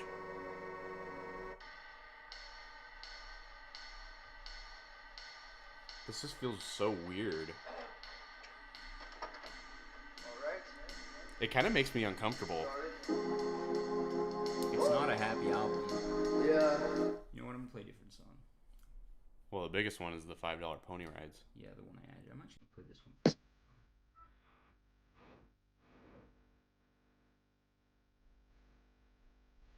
This is like just pure.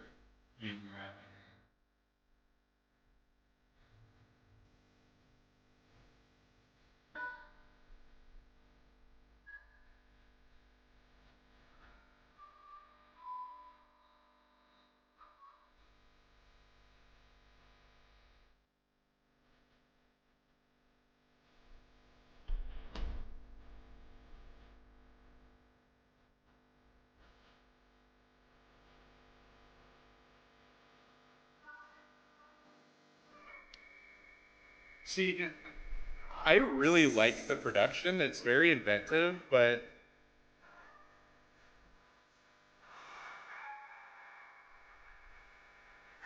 it doesn't feel emotionally incorporated with what he's saying. Huh? I feel it disconnects. Sure. Yeah. Like, I'm curious what the production credits are. There's a different.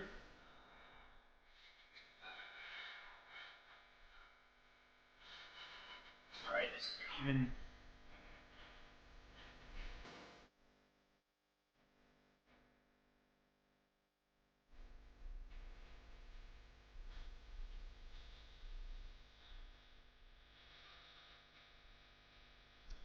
Yeah, I mean, it's still depressing as hell.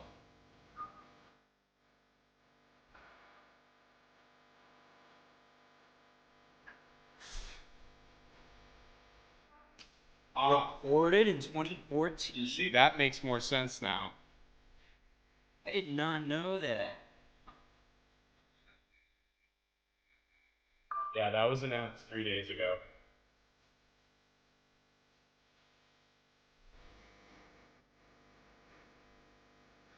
That makes it feel even more gross. I actually agree with you. I actually agree with you. I do. Changing it up. Yeah. Yeah.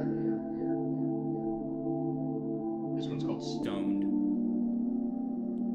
I agree with you, actually. I completely agree with that. Feels wrong. Writes down the pain. Yeah, it's like, Yeah. She breaks down the pain. She rolls up the weed. She far from a saint. She's all that I need. She lost in her thoughts. So It doesn't sound very her mind's 2014. always dirty and her soul's never free. She never been a groupie. but I feel like you can only judge it based on its vocals. At least if you're talking about him. No, I'm talking about the production. Right. And to add on to that, he was famous for he would record his raps and his ciphers on his own with no beat. They would usually make a beat to incorporate it after. Because he liked to do a lot of his stuff off the cuff. He would like have ideas and he would just kind of like just go for it.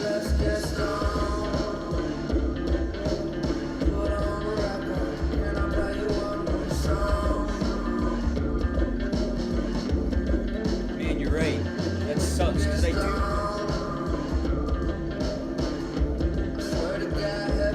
I almost feel dirty listening to it. I want to take back my 8. I do. And the water is shallow like the lies that she tells. Oh, one-off tracks? Yeah. From yourself. I wouldn't be surprised by that. Because he would just do that shit all the time. He would just be constantly rapping. She hardly talks in conversation. I like this song. I like this song. She do, all her words get lost in translation. But you're right, the production's not 2014. This was God, not no. meant to be over this Paralyzed in production. fear that she fantasized. The doctor tried to analyze. They cannot find anything that's wrong with her. It's not Never bad. got along with her. I would never listen to this on my own though. Ever. Isolation, she locked in the bathroom door. And I think I connected with Faces a lot more just because of the subject matter. You keep saying Faces. I don't know why I keep calling it Faces. I don't even think there is a Mac album called Faces. Is there a song on it called Faces? Yeah, I think so. Okay, that's why. Yeah.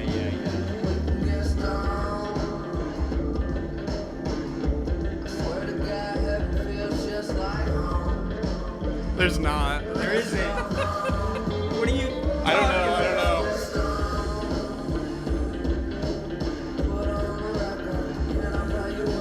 I'm literally looking for a song. I don't even think he does have a song called Faces. But let me ask you something. Yeah. Did I just miss the hype with swimming? Wait a second. He did have an album called Faces in 2021. Oh, okay. So wait, it was a he did- second posthumous album. This is the third one. posthumous album. Yeah, okay, so I'm not insane. So we're out of the fucking loop, dude. Remember, Trey and I don't claim to know what we're talking about. Ever. But Ever. especially with Mac Miller. Cannot trust us. I like this song we're listening to, though. I do. Like, It's fine. it's okay. Yeah, it's not amazing. Let me play the most popular one for you as well. Oh, the one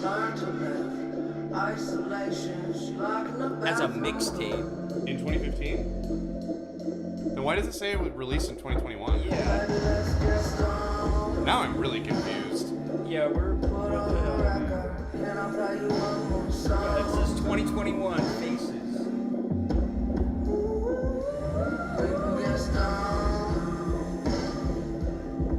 I don't know, maybe it was a re-release.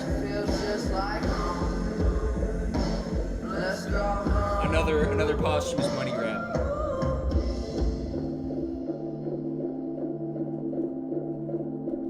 Oh, but the question that I wanted to ask you was like, what did I miss something with swimming? Like, Was I being a pretentious asshole when it came out, thinking that it was just kind of cringe?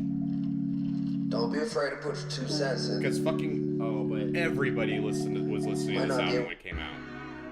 This is from Swimming. I like this song. It's like all anybody would talk about. I don't want to... I like this song a lot. This is What's the Use from Swimming, so we just changed albums on you. 2018, yeah. Yeah, it was senior year.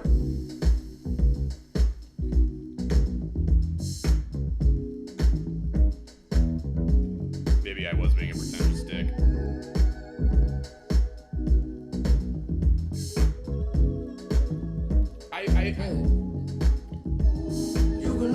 I honestly haven't listened to it since it came out.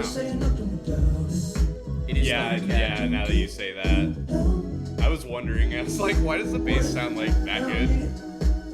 There's something about it that just freaks me out. I just want another minute with it. Fuck a little, what's the use? Never superficial. The whole instrumental sounds like a Thundercat song. Like, not just the bass No, line. I know, actually. Is it literally a Thundercat song, Ethan? Okay, we caught it in the breeze, but the breeze ain't flowing like me, motherfucker. Hold up. He's not even You featured. don't need a hold up. Yeah. And I can show you how I seen what it is, what it truly might be. Nothing that you know of. You don't need a hold up. The rap is smooth. I'm so A-Ball and Beyond. You take drugs to make it up, way up where we on. Space shuttle Elon. Yeah, I mean, he's Time we don't swagging. waste much. Fuck when we wake up, then I have her sang just like Celine Dion. Catch me if you can, but you'll never catch me. Damn. Whole lot of yes, I am. All the way in with no exit plan. Already left and the jet don't land. Yeah, the time is ticking. Could take a rack inside the side. You know what?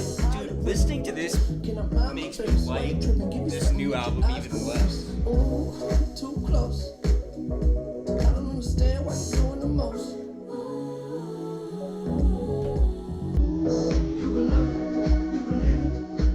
I don't know. Let's go back to back to Mooners. This is $5 Mooney Remix. This is the most popular track on the album. On the new one. New one.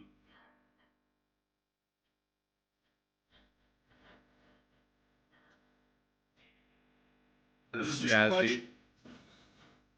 It is jazzy. There's too much production, I think, is the difference. Yeah, I feel like this was not what he intended to be. No, of course not. Maybe I'm wrong.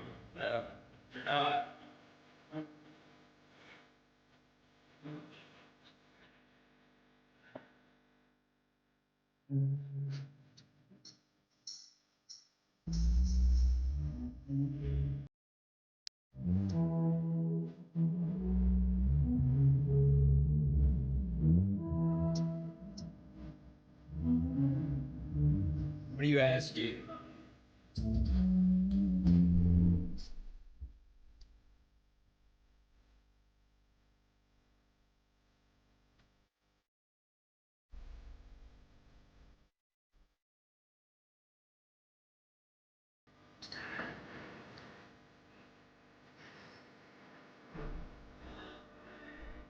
Yes, it is Trey. Trey, it is. Whether it's good or not, it is. It is. Trey's about to.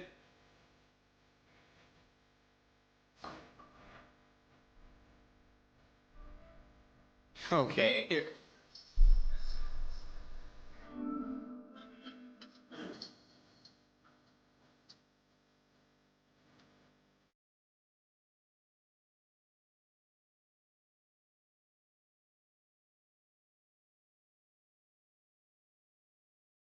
No, okay, now it's a leading question. No, now you can't do that. Now it's a leading question. Trey's trying to send y'all a poll in YouTube chat. If you can spell. But at first, he was like, given that this album was produced by a money grabbing piece of shit. I didn't say That? No, he didn't. There's your poll. Let's see how this goes. I don't think we ever done one of these. Yeah, I'm wondering that myself. Like,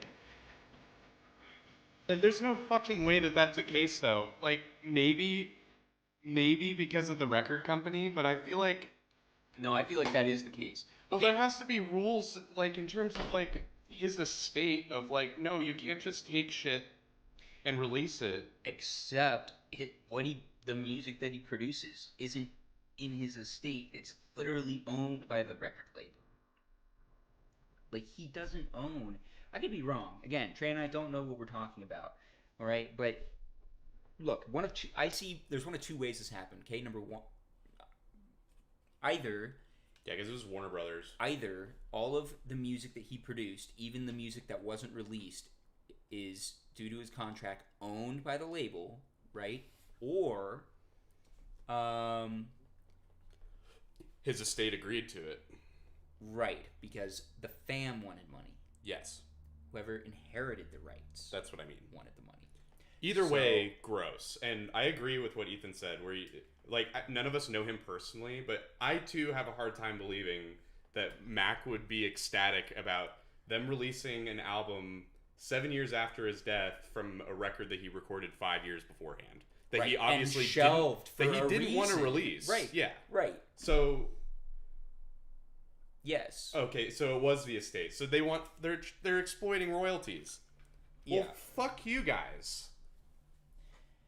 That's nasty. I mean, And I'm not even a Mac Miller fan. That's just gross.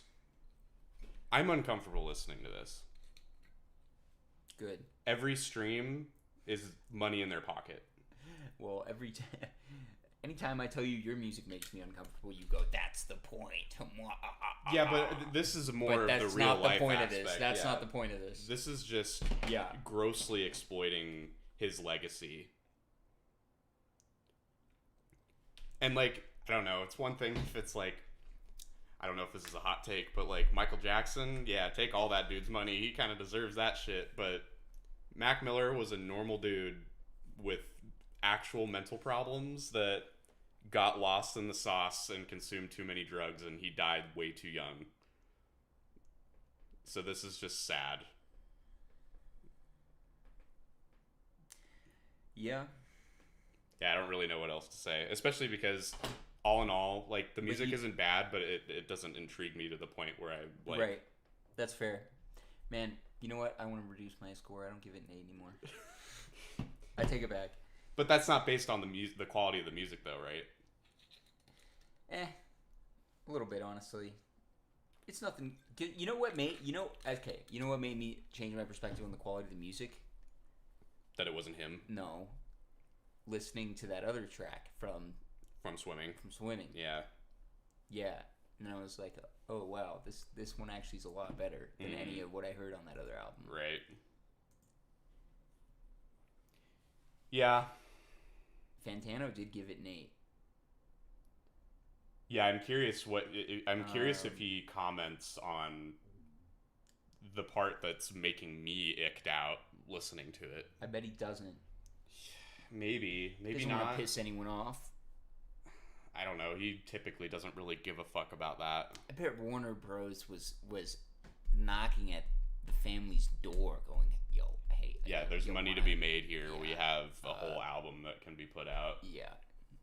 It just seems like such a long time or, after, though. Or the family being like, we don't have enough to make an album, and Warner Bros being like, oh, trust us, you do.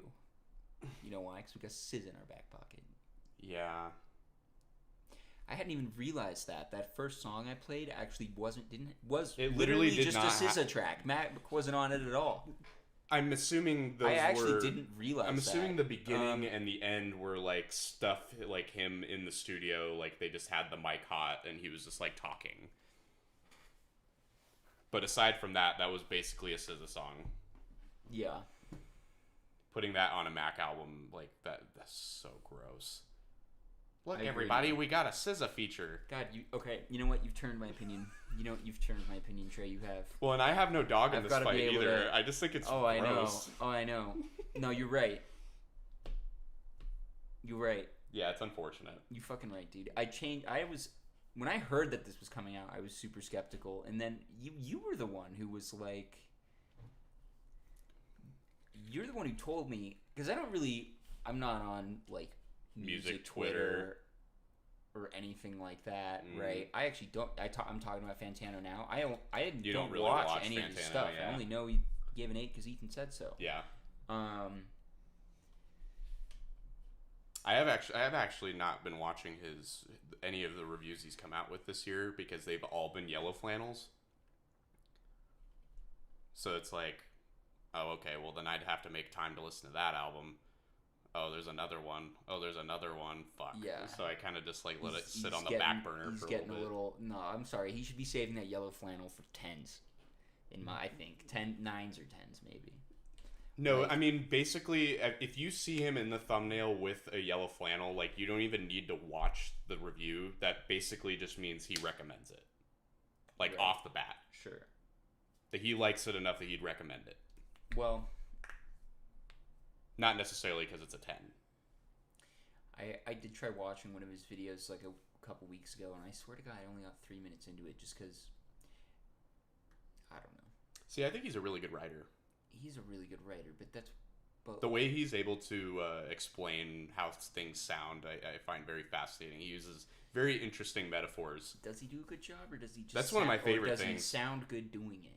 No. It's literally the words he uses. I That's find what I'm saying. they're extremely, they're like oddly descriptive, but like not in a way that you would imagine. Like a lot of the metaphors that he uses to describe how something sounds is not they're typically not a sentence that you would think would be incorporated with how a piece of music makes you feel or sounds, you know. And then you listen to the music and you're like, oh yeah, makes sense. See where he's coming from.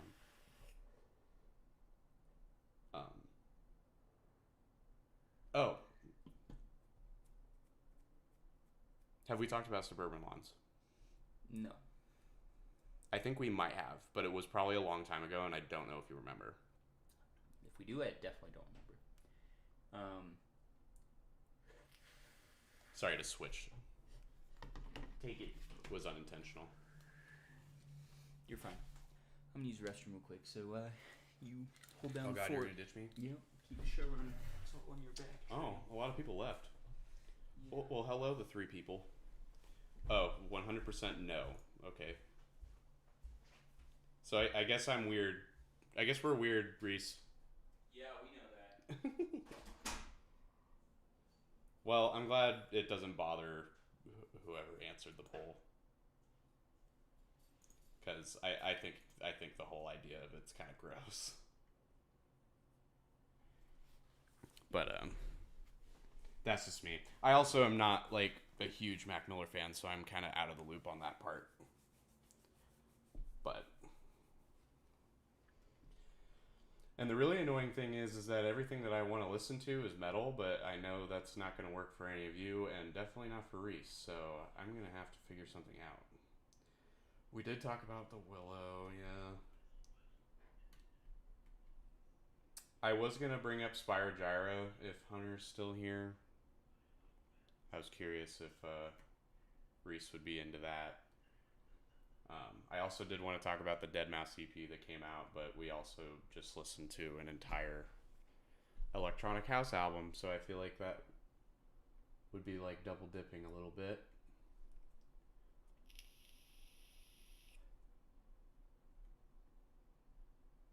Yeah, it really is like all metal. Yeah, I think you're right about that, Ethan. Well, shit. I'm trying to remember.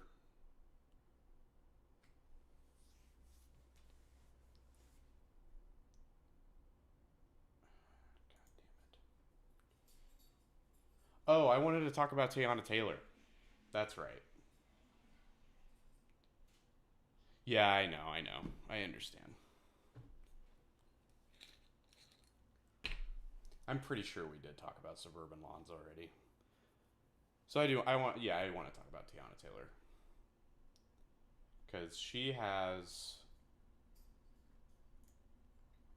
So, Ethan, I'm assuming you remember... Yeah, it was back in 2019. It was the year that Kanye came out with 5 albums in 1 year. One of them being Ye, the other one being Kids See Ghosts, and the other 3 were all albums that he produced for other artists. Pusha T being one of them. He did Daytona. I forget what the other one was, but the one that I want to talk about is the Teyana Taylor record. Wait, I thought we were listening to something else. What did you say? Yeah, I'm pretty sure we talked about Suburban Lawns. If we get sick of... I thought Ethan said 100% no. No. Oh, I'm confused? I'm confused. Yeah, you didn't say anything about that. Oh, okay. But yeah, I love the album from 2019. And then, one of the songs off that album, they did a... have you heard the remix with Ghostface Killah and Method Man and Raekwon? Me? Oh, yeah. Sorry, what? So one of the songs off of the KTSE, the Teyana Taylor debut... No. That Kanye produced. There's a remix where it features Ghostface Killah, Method Man, and Raekwon, all members of a Wu-Tang Clan. Yep. It's fucking dope. Okay. And then, in 2020, she released a full-length record, literally just called The Album. I didn't know that came out. Ran out of ideas there. And I've never heard it. What song did the Wu-Tang cover? Gonna Love Me, which is the most popular song on there. I kind of want to listen to that just to... Yeah, I mean, I can talk about... I mean, the album's short. It's 22 minutes, but every song's a fucking hit. Like, you were talking about how much you loved Rose and Harlem. My favorite is Hurry. Issues Hold On is also really good, and then Gonna Love Me is like... I mean, there's a reason it's popular. So but yeah, that remix is really good. Just real quick, though. So you're not going to play the thing you said we've played before, but we haven't played before? I'm pretty sure we have talked about it before. But I was saying if we get sick of this, then I can just play some of that. All right. I just want to play this remix real quick. Well, do you want to listen to the original first to compare? Sure. That's a good idea. Here you go. Gonna Love Me by Teyana Taylor. Get that classic Kanye production, baby. Yeah, it does sound like Kanye. Sometimes we say things that we really don't mean. Oh, the guitars. We should do more to stand out. I'm sorry. Oh, and she's such a good singer too. Yeah. Less than who you are, a little insecure.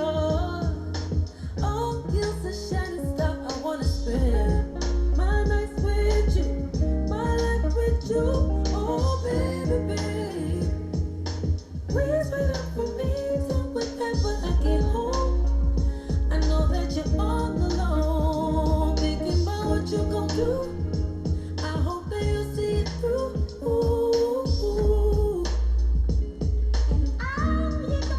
Yeah, that's the most Kanye thing ever. Yeah, it's a Kanye ass beat. Sometimes I don't think we really say enough.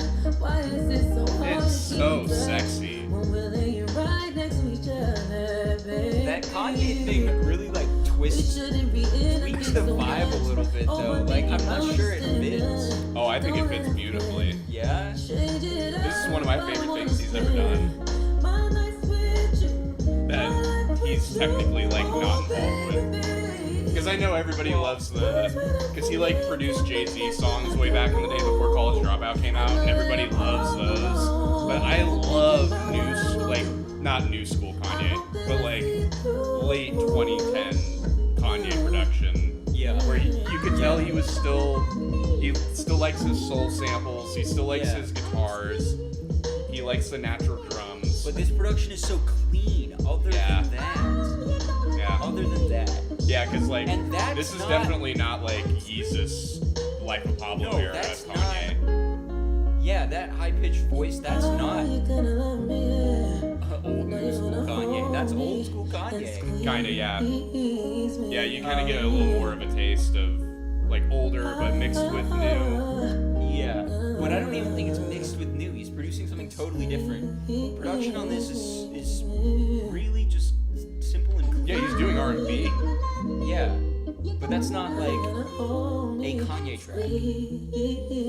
But you can If it feel his wasn't- fingerprint on it. If it wasn't for that voice, I disagree. You wouldn't think. No.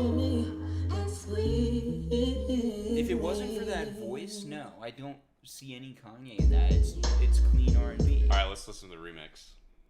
With Wu-Tang. Okay, this is gonna be interesting. It's fucking dope, dude. I'm glad we listened to the original first. I'm glad. Good call. Good call. All right. Damn. I don't understand why we go through this over and over and over and over again. Also, I don't know if I've ever been out loud on stream about it, but I think Ghostface Killah is like one of the most underrated rappers of all time. I don't think he gets as much celebration as he deserves. I'm sorry if I made you feel less than who you are. He's probably my second favorite Wu-Tang member. Oh, you're the shiny stuff I wanna spend my nights with you. And it's also nice to see. It's always fun to see Method Man because Method Man doesn't really do music anymore. Like he became an actor, and then he didn't really do music very much after that. Yeah. He's one of my favorite characters in The Wire. I'ma love you regardless. In The Wire? Yeah, Method Man's one of the main characters in The Wire. I didn't know that. Yeah, he's like Stringer Bell's like number one. His little brother, maybe? Guy that's killed in prison? No. He does get killed though. He gets killed by Omar. God, one of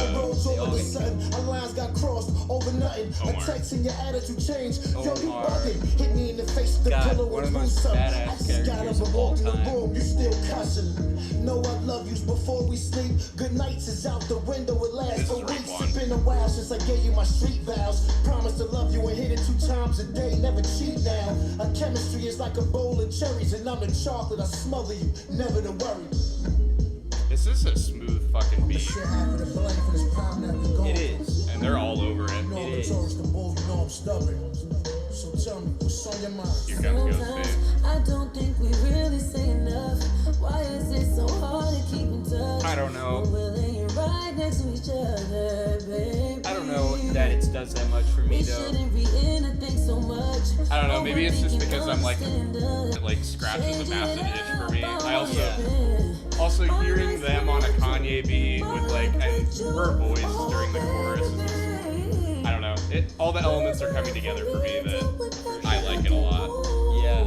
I know that I'm all alone, thinking about you. I hope that I see Here comes Method.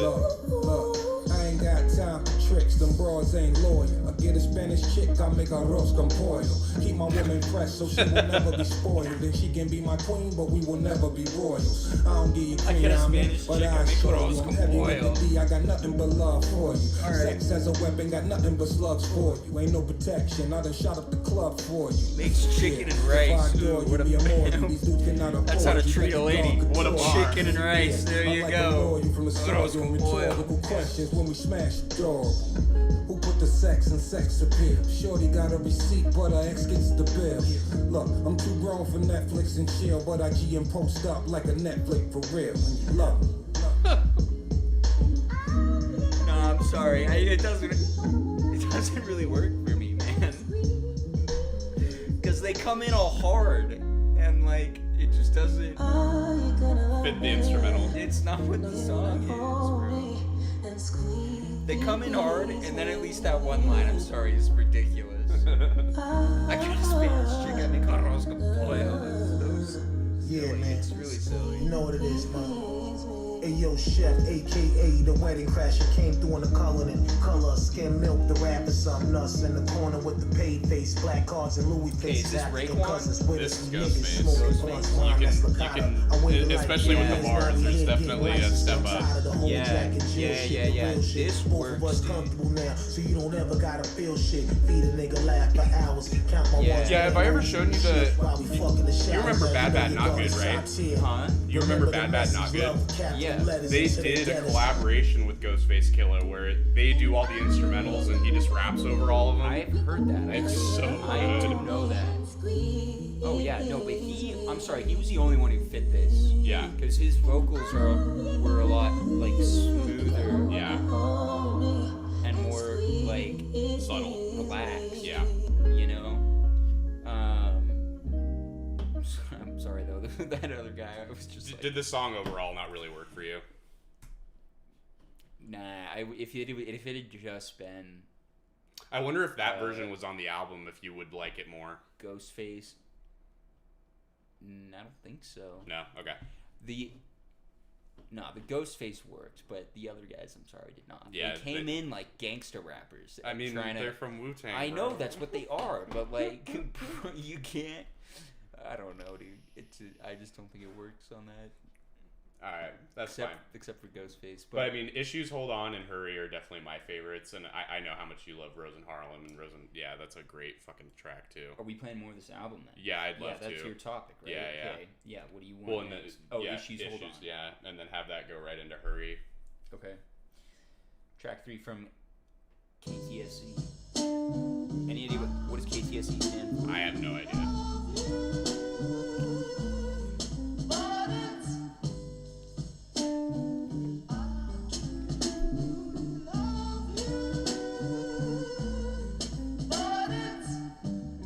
Keep that same energy.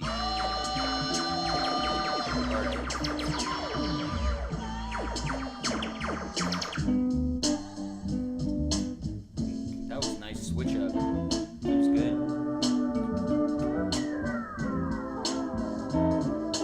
Fighting to keep us together, hope it's worth the drive.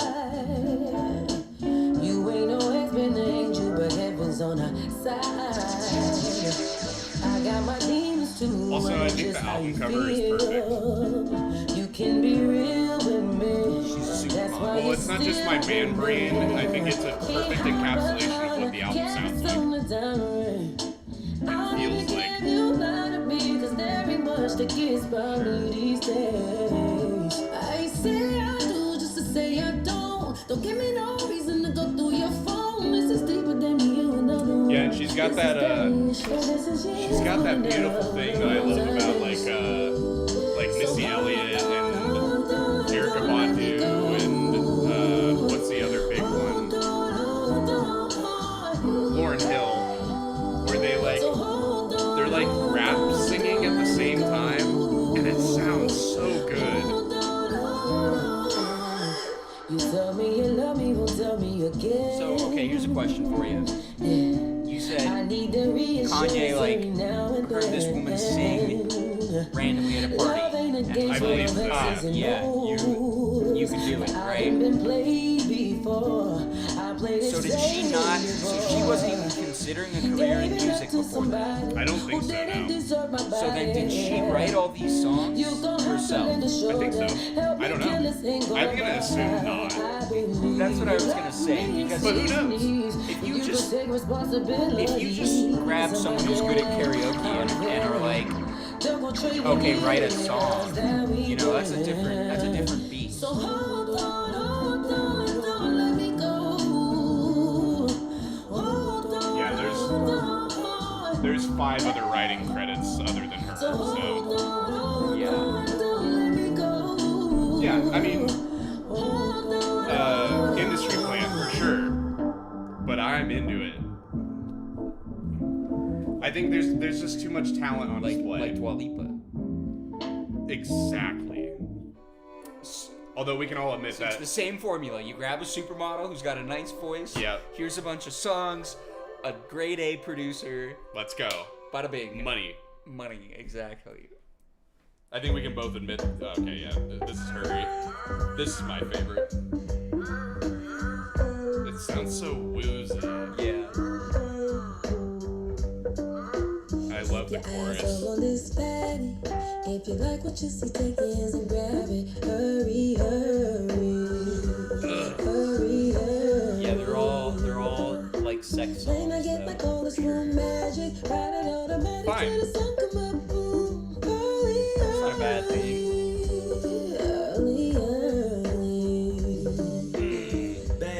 I'm thinking about Hunter earlier saying no girl music today. It's like, He's gone. But she know that pussy gon' leave Oh, him and so seasick. Kanye Every comes time she on. grind, she get treated like the sidekick. And to that side chick, went and got some side dick. Sun kissed princess, gold toe ring. Smack her lip, Kanye's gloss, clearly back, been side, cheated on, swole and he thing. sings about it every album. If you like what you see, take your hands and grab it. Hurry, hurry, hurry. I guess that's what happens when your wife is famous for a sex tape. Then I get like all this room magic. Ride it automatic till the sun come up. Boom. Hurry, hurry, hurry, hurry. I don't know no patience, got no more time to wait. Straight from the go, Kanye, yeah. Need that 1 or 2 or 3 or more times. After foreplay. What does he say? Smash up the soul, Kanye? I can't wait till you want See, she me. can do it. Not kind of She bad. just fucking pulls it out. You know I love it, love it, love it. And the beat is so subtle. Eyes all on this body. And then we get the moans. So take your hands and grab it. Hurry, It's a little heavy. hurry, hurry. I mean, keep your eyes all on this fatty. Like, I know, but Automatic till the sun come up. the moans. Is this an Ash Nico track? Your eyes all on this fatty. If you like what you see, take your hands and grab it. Hurry, hurry. yeah, I kind of almost appreciate how the subject matter is just like not even kind of subtle. Well, Like, it's That's not not- even kind of it's subtle. I like it a lot too. Straight from the go, Kanye. Sit on his goals, Kanye. Yeah. Smash up the soul, Kanye. I love you as much as Kanye loves Kanye. No fade outs. No fade outs. That was Kanye. Oh, that's funny. I love that song. I love this whole album. Let's just play Rose in Harlem real quick. Yeah. Do you have any ideas after this? Well, Because I don't. because she has a full-length album that I've never heard. Erykah Badu's on here, Missy Elliott's on here, Rick Ross is on here, like Big Sean's on here. Like, this is a huge release. Lauryn Hill's on here. All those names I was name dropping earlier.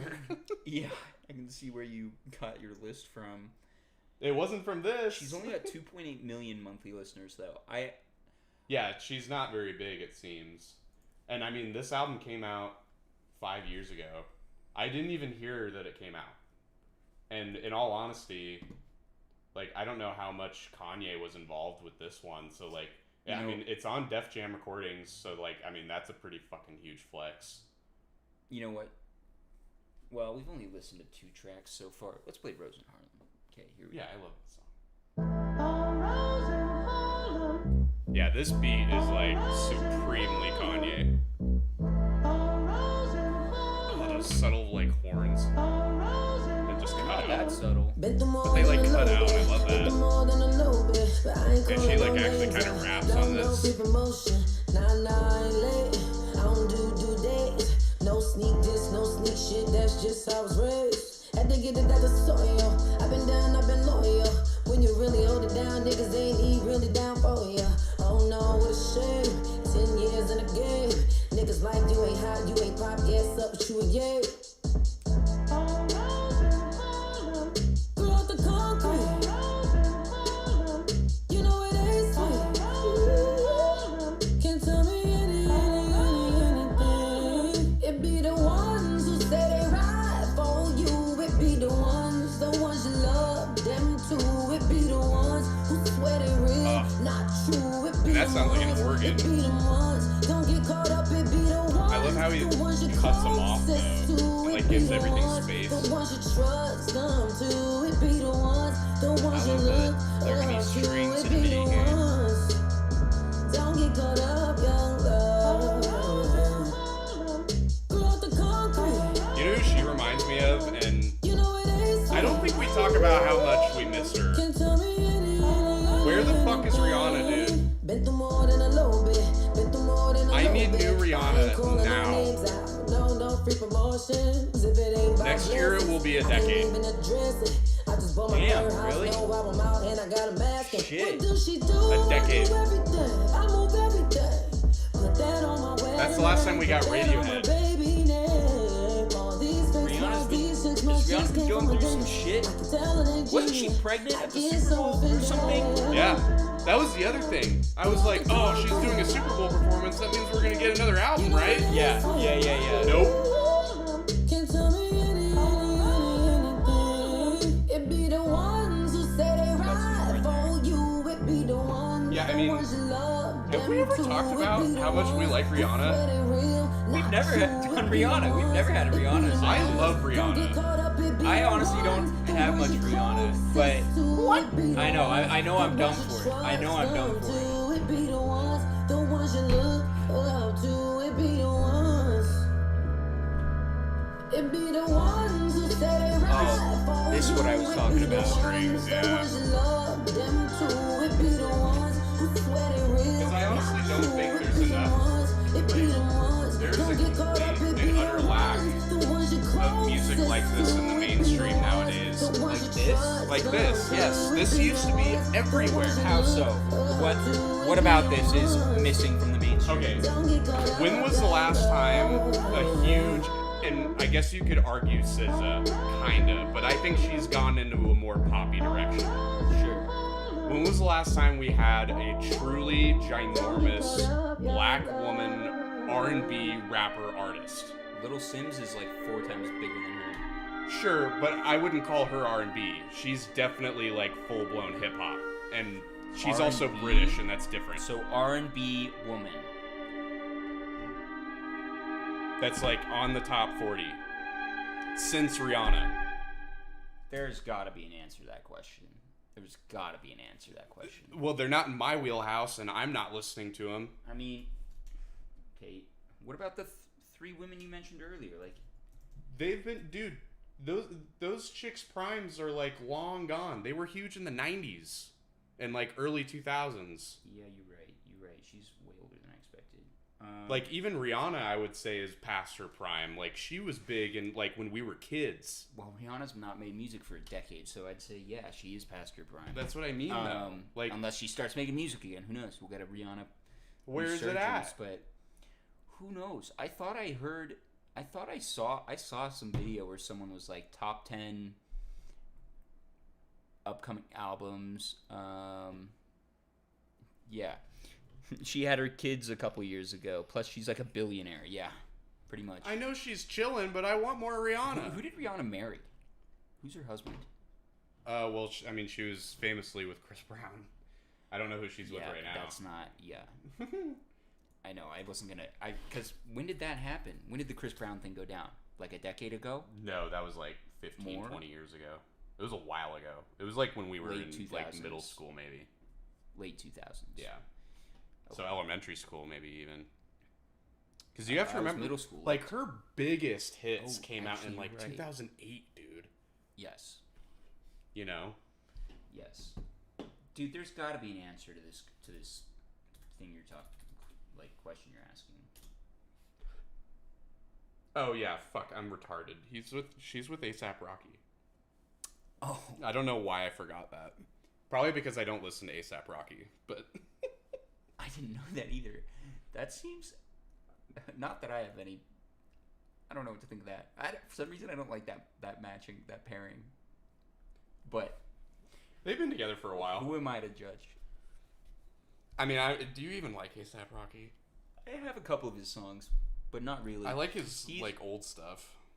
Yeah, he's one of these people who like has a couple of bangers that I like, but then I like once a year will be like, let's give A$AP Rocky a try, and I'll pull up an album and get like 5 tracks deep, and then be like, You're, like, over it. Yeah.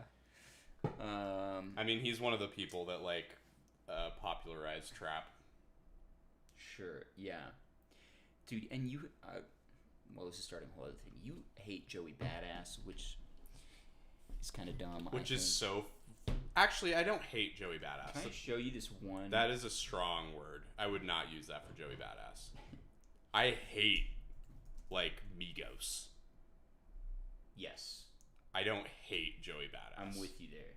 I think Joey Badass doesn't utilize his potential. But then you're listening to the wrong tracks, bro. I remember I played I'm trying to remember which songs by him that I like really love. We're getting so off track here. We are but getting off track, I don't but even care. if I'm being honest, dude, I don't know. I really like Rose in Harlem, but Teyana Taylor love songs maybe are for me like Hiatus Coyote is for you, where it's like. See, but I find the instrumentation a lot more interesting. That's weird because I can understand that. That's really weird. And I can fully admit this, like, aside from what's come out in the past 4 years, I just kind of have a huge hard-on for anything Kanye. And I think Ethan can agree with that. This is kind of my taste. Yeah, 9 years old, dude. Yeah. Yeah, Chris Brown should be out of here. Oh, Hollywood doesn't give a shit. We all know that. I mean, they do sometimes. Occasionally. They do when it suits their interests. When it suits their interests, yes. Yeah. Precisely. There's tons of celebrities who we know have done shit worse than Chris Brown. Like, the thing that I always find hilarious is, like, there's so many... I can't remember. I think it was on Twitter, but somebody, like, compiled a bunch of clips of people, like, in interviews being asked about Diddy. Of Chris Brown being asked about Diddy? No, of just random celebrities being asked about Diddy. Oh, yeah. And where you can just very obviously tell, like, there's, like, a tinge in their eye, and it's like... Yeah. They know. Yeah. They know. They're not saying anything, but they know. Yeah. Everybody knew. Right. Like, it was just a matter of time. I don't understand that. I can understand why some, like... Well, they didn't want to make him an enemy. Why? Who cares? Because he's a maniac. But if you are a celebrity, if you are a person who's in that position of power, and you have those resources... Well, and I think it's just kind of an unsaid rule that you don't tattle. Bro, okay, you don't tattle on... I don't think that rule applies to sexual assault, Trey. I agree with you. I'm just saying that in Hollywood, yes, it kind of does. I mean, it took 45 years to get Harvey. Yeah, but that seems a little different to me in a way. He had a lot of power. Yeah, he had a lot of power, but... So did Diddy. He had more power than a lot of people think he did. He owns, like, or did own, like, several production companies. Like, he owned artists. They had to do what he said. Right, I get that. For decades. Yeah. Yeah, it was just an unsaid rule, I'm sure, where it was just like, oh, well, there goes Diddy again. Like, obviously nobody can say anything. Glad it happened eventually, though. We do not condone Diddy actions. We live in a society. We live in a society where diddlers diddle, and we do not condone it. But the song... on one of Eminem's recent albums that is not good, he had a bar that went like, I'm an R-A-P-E-R. Wait, he didn't say rapper and leave out a P, did he? Did he? Because I think he repeats that like, too. Oh, that's he says Diddy, and then he says Diddy. I don't know about... I think he double pokes it. Well, I don't know about that, but classic M line. Honestly, he's pretty fucking smart. Whatever you got to say about Eminem, I mean, the music's awful. Sure, but that's some wordplay. That's some good wordplay. I can't remember what song it was off of this album, but I remember enjoying this album the last time I listened to it, his debut.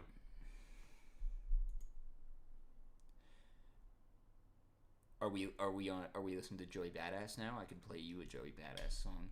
I played you this song a few weeks ago, not on the stream. Is but it like One Train? Before it. No. Because I remember that song being huge. No. I mean, honestly, I don't care. Because it's not on a Joey album. I mainly just wanted to hear at least a song or two off of the Teyana Taylor album. All right, let's do it. But let's do that first. Okay. But if I'm being honest, I'm gonna save this though. I had this one little clip of Joey Badass I was gonna show you. Oh, we got 4 votes. it's 50-50. It's interesting. Huh.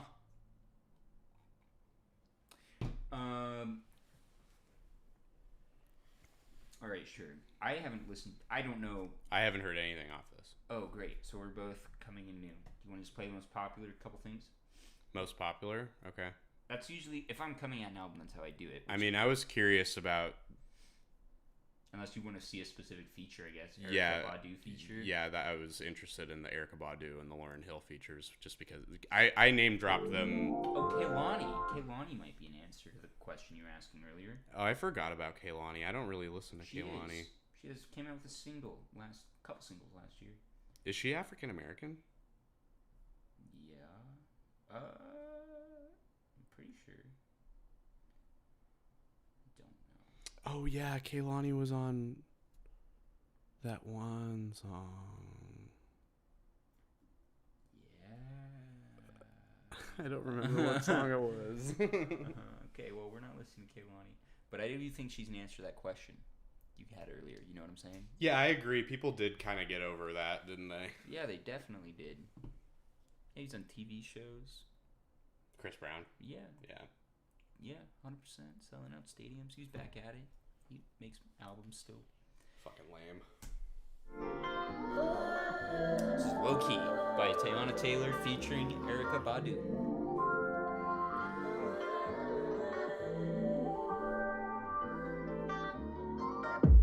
Got a question for you. If I let you, would you make it move? Would you do it to me? Feel like you feel me? I think I feel you too. See, I think this is a great example. There's definitely a huge amount of flavor taken out of it without the Kanye production. I was about to say, this ain't it. This ain't it so far. I mean, it's not bad. The production's overwhelming for vocals. Yes, it is. And it's also super generic.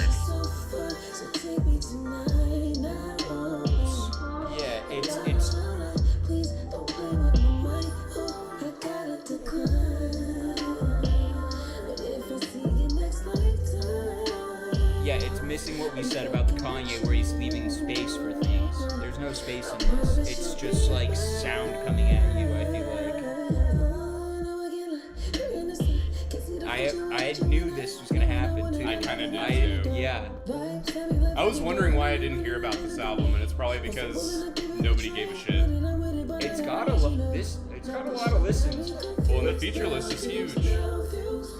Like, having Rick Ross on your album is pretty nuts. Having Lauryn Hill on your fucking album is nuts. Yes. Yeah. Yeah, a lot. This is boring as hell.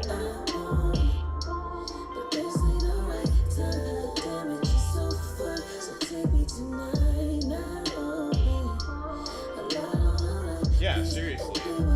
Shit ton of features. I'm not even gonna. Okay, this is how you want it. This is the biggest song in the album with King Combs. We'll play the Lauryn Hill next. Play Lauryn Hill next. King Combs, is that Sean P. Diddy Holmes? I don't know. I have no idea. I don't know anything about this. Maybe that's why they swept the album under the rug.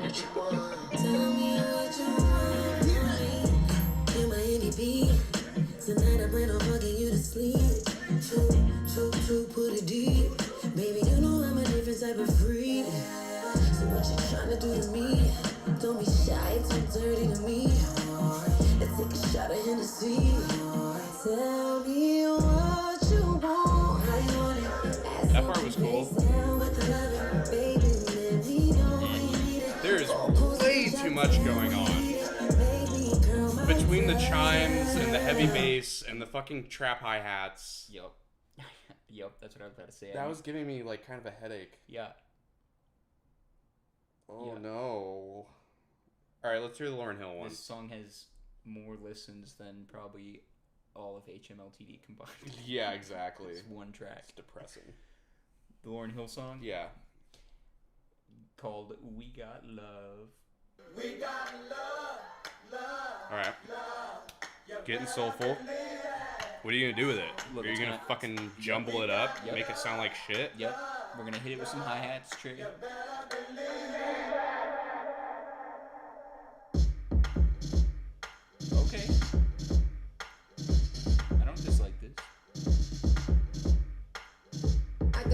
in the carriage, yeah. I got black love and marriage. Oh God, yeah. Lauryn Hill's They a gon' say fucking you goat, can't have dude. it, but I'm like, don't kill the messenger. We gon' break the stigma up. Huxtables turn to Obamas. It ain't about where you been, where you from, what you got. It's all about love. Self-love is the best love. When you go take that wristband off, that petite party. All right, yeah, okay, so this is what I was hoping for. I kind of assumed Lauryn Hill wasn't gonna come onto a beat that she was like, nah, this sounds like shit, dude. Like defeat you. I hope this message reach you. Throw your hands up. Play catch with the hundreds. Love is the new money. I'm just chilling with the homies. Homies where the heart is. Throw your hands up. Play catch with the hundreds. Love is the new money. Pretty basic I'm lyrics, just chilling with the though. homies. Homies where the heart is. You better believe it. We got love. Okay, see, now I feel like they're gonna ruin it. I'm scared. That wasn't Lauryn Hill we were just listening to. I was it? live in abundance. Love is the new money. I'm mentally wealthy. It's basically just spiritually been Lauryn Hill this conscious. whole time. I'm fresh out of honest. I'm ballin' and ballin'. I play with the honey. She kind of sounds like Love Rhapsody is the new money. on this song. That's my Like just her favorite inflection. saying. Spark up, burn the sage. Clear the room, kill the hate. Love is the new way. Play catch with the honey. Love is the new money. I'm just chillin' with the homies. Homies where the heart is.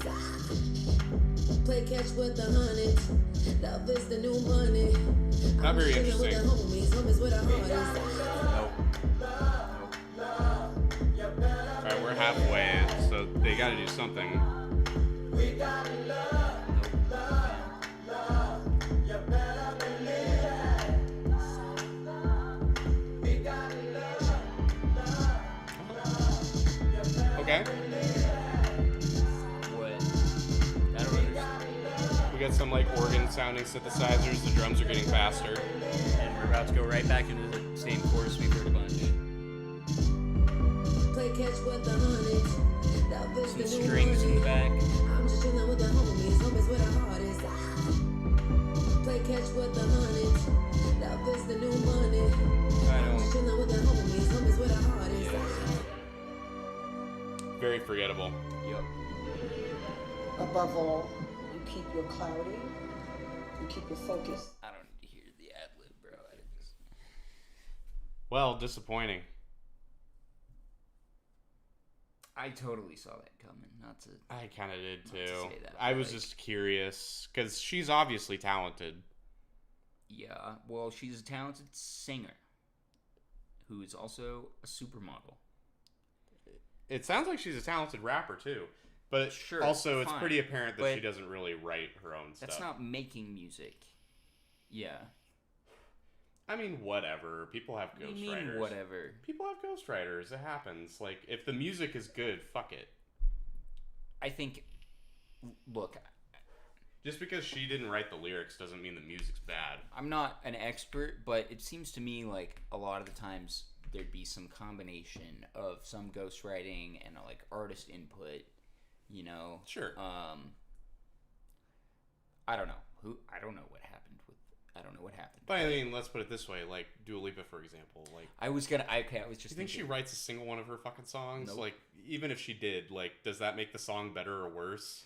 dude, watch it. One day we come to find out we were completely wrong, and like Dua Lipa had been writing songs in her little notepad since she was like 8 years old or something, and like. Well, and people exchange stuff all the time. Like, I know for a fact, apparently, that Taylor Swift has written some of Dua Lipa's songs.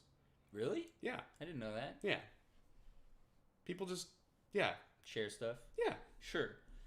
And it's like, this song that I wrote is probably not really my kind of vibe, but I think it fits your vibe, so here you go. So, are we saying Dua Lipa had a good ghostwriter and Teyana Taylor did not? And that's the difference? That's the difference. No, I think the Teyana difference Taylor is... just had a bad team. The first album, she had Kanye on it, and so it was great. And so they were... her production hyped the fuck out of her, managed to wrangle all of these A-list features, I mean... and then shit the bed, drop the ball, because no more Kanye, no more flavor, no more taste. Just Yeah, I mean, sure. Like, I'm looking at this, and it's like just a bunch of big names. it's a over an hour supermodel. long. Like, we haven't listened to most of it, but yes, it's a lot of big names. It definitely feels like they were trying to just.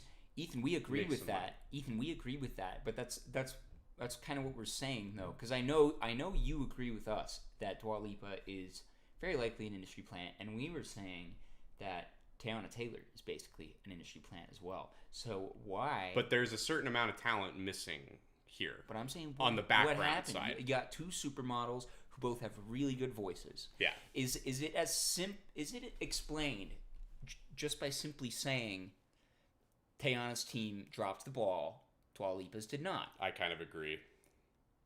That's it? That's the whole story. The whole story is Because at the end of the day, KTSE, I love that thing from beginning to end. sure, yeah, And it's mainly probably because of the collaboration between her and Kanye. yeah, because Kanye was doing more than just making beats because she was nothing before that. So Kanye Exactly. was hooking her up with people, giving her advice on every single aspect of this thing. Yeah. Like that album was arguably as much Kanye's work as hers, if not more. I mean, that's how it was announced. Yeah. And then It was like, listen to the new Kanye album. He did production on it, so it's basically him. so he was involved in that, and then he went his own way, which was, probably not a big surprise to anyone. That's how it was. But then her team, Yeah, I mean, we're never going to get Kid See Ghost 2 now. obviously, they threw a massive amount of money at producing this album. Yeah. With the feature lineup is crazy. Well, and that's the other thing is I think they were trying to make it commercial, and that's what made it lose everything about it that was interesting. They went super generic. Yeah. Yeah. Not even Lauryn Hill could save it. Yeah. Yeah, disappointing. So, but future nostalgia. So the difference there is because so Teyana Taylor, this album, generic as fuck. She hasn't come out with anything. She came out with that album with Kanye, and then this. Wait, she does have some older stuff actually. Wait, Yeah, she does. Wait. I just didn't find it very noteworthy. Wait, she does have stuff for KTSE. She has a single from 2008. Hold up, Trey. Wait, our whole narrative is off here, dude. Your whole story is off, bro. She has 2 albums and a single before the album with Kanye. Not 2. At least not. Yes, here. she does. Oh, no, you're right. Sorry, it's just deluxe. She's a single from 2008. Let's listen to this. I want to hear what this sounds like. Yeah, you want to listen to the one with Chris Brown on it? It has Chris Brown on it? There's a song on her debut. So I'm going to. Okay, but none of this. So full disclosure. Wait. This album was not on Apple Music when I found Teyana Taylor. Okay. This KTSE. If you looked up on Apple Music, Teyana Taylor, the only thing that would show up was KTSE. That single, though, it says right there, 2008. Google me. Is that on Apple Music as well? It might be on that album. Is it on that album? It's not on the album. So wait, you don't have it at all. It's probably in the single. Oh, single. Oh, they have them split. I didn't know that. Yeah. Okay, I just want to listen to this. I just want to hear what 2008 single.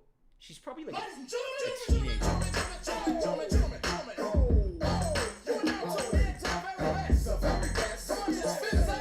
Very 2000s. On the street, ain't nobody hotter than me, bro. Wish it was me.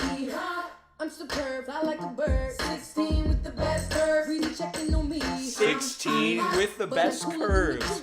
That was the line. Maybe this was her Friday.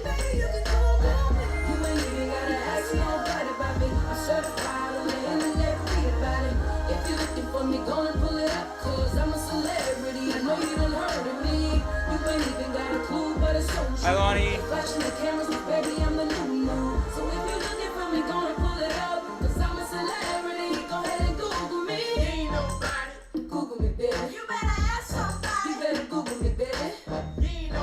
I kind of like it. I was gonna say that. There's a swagger to it. Google it, baby. What am I? The beat's kind of good too. It's very of the time. Well, actually, I would say this sound wasn't very popular around 2008. You know what? It's very like Black Eyed Peas kind of inspired, I think. Yeah, but that's like 2004. And 2008. They were massive in 08. Yeah, but that's 08 was the year they released. What's that album? the one with I've Got a Feeling on it. Yeah. That's a completely different sound from this, though. Sure, I'm just saying that This is a very early 2000s sound.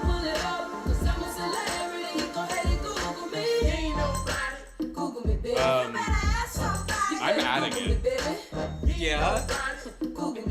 I kind of dig it. This is kind of a banger. It is.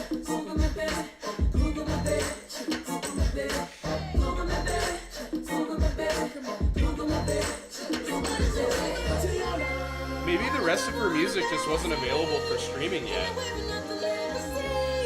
at the time.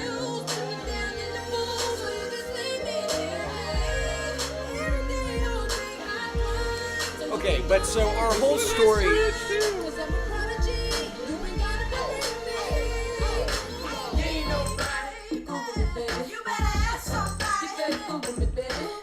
I like it. Yeah, it's not bad.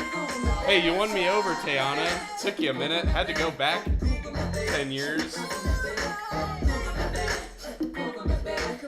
See, and this is an example of... What do you think would happen if she just straight up re-released that song?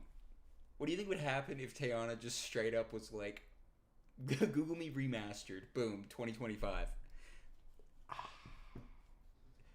I don't know if the kids would be into that. I don't know if they would either, but Maybe. I don't know. I don't know. I also don't... I don't know. It's hard, because we're getting into that part of our lives. Oh boy. But you know what I mean, where it's like... No, not yet. Well, I just mean, like, we don't know what the kids are listening to these days. Like, I guess you could listen to the radio, but I feel like the radio doesn't really count anymore. Like, I mean, we've gone way beyond that. I work with some kids, bro. If Well, what do they listen to? it's all sorts of shit. See, the difference between... Because they have the internet, so they can Yes, listen to that's whatever. what I was going to say. One Yeah. massive difference between Gen Z and every generation that came before that is that everyone before us was like stuck to whatever was in the record store, Physical on media. the radio. Yeah.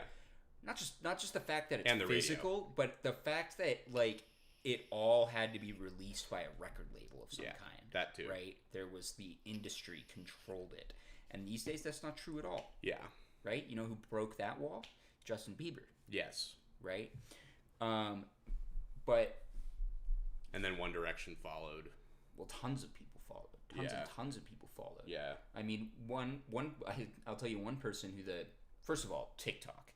Yeah. And See, and say what you want we've about talked about that too, We where it's have. like that almost in a way exposes them to older music that they Yeah. probably would have never even heard. Yes, definitely. I was about to say that. Like it works both ways where It's a negative and a positive impact. what even are the negative impacts? TikTok. It's easy to be like, nah, fuck that. Like, I hate TikTok. The kids are dumb. They're like slandering all my old I don't know. Maybe oldie you're right. favorites. Maybe Like, somebody hearing the weird Glory Box remix like gets somebody into Portishead and they fucking buy Portishead vinyls. I Yeah. don't fucking know. But like I work with a 19-year-old girl who got into Portishead. because of TikTok.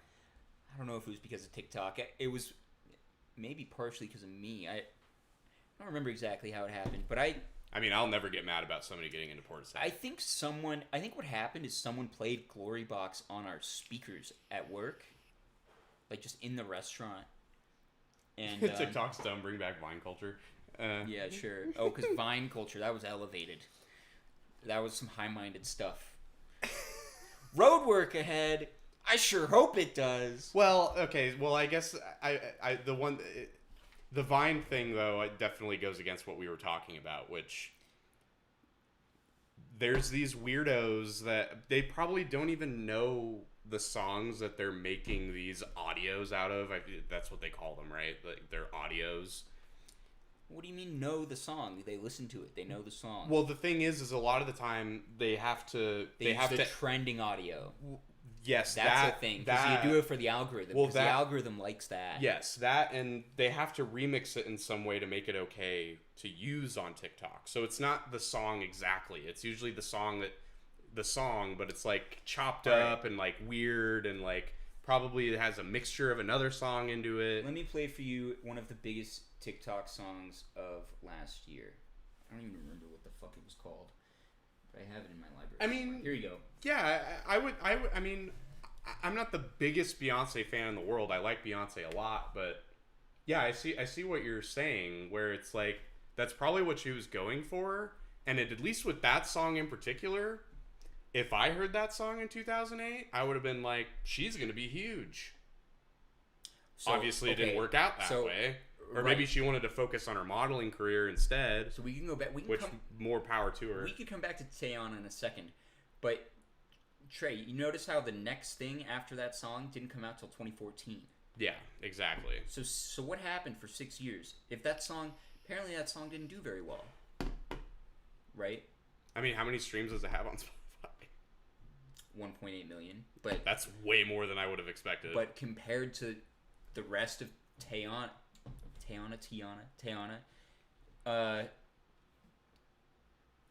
like the fact that has 1.8 million listens makes sense to me, considering how massive like some of her other work has been. Yeah, with Kanye, and then all the features on that other album we didn't like. For sure. But I was gonna say real quick, just listen to.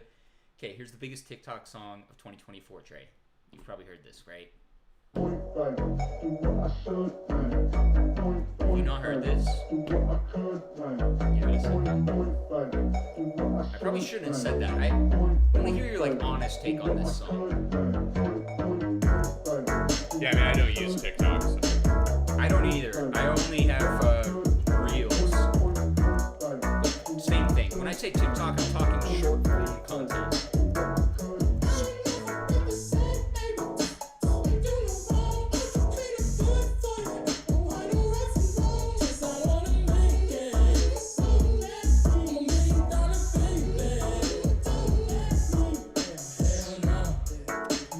Throwback.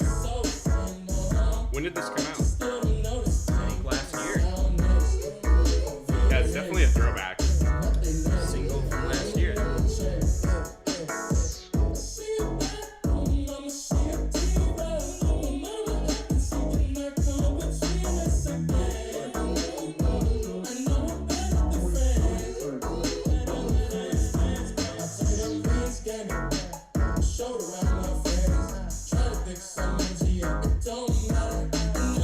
I just don't think it's leaning very hard into a certain style.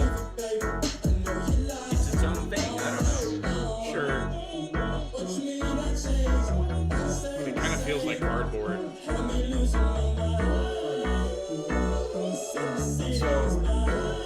there's elements of it that I like. Yes. I do think it's a fun song. I think it's got... It's very forgettable. Really Okay, you were about to say forgettable. I was literally about to say catchy. Okay. Yeah, I think this shit gets stuck in someone's head.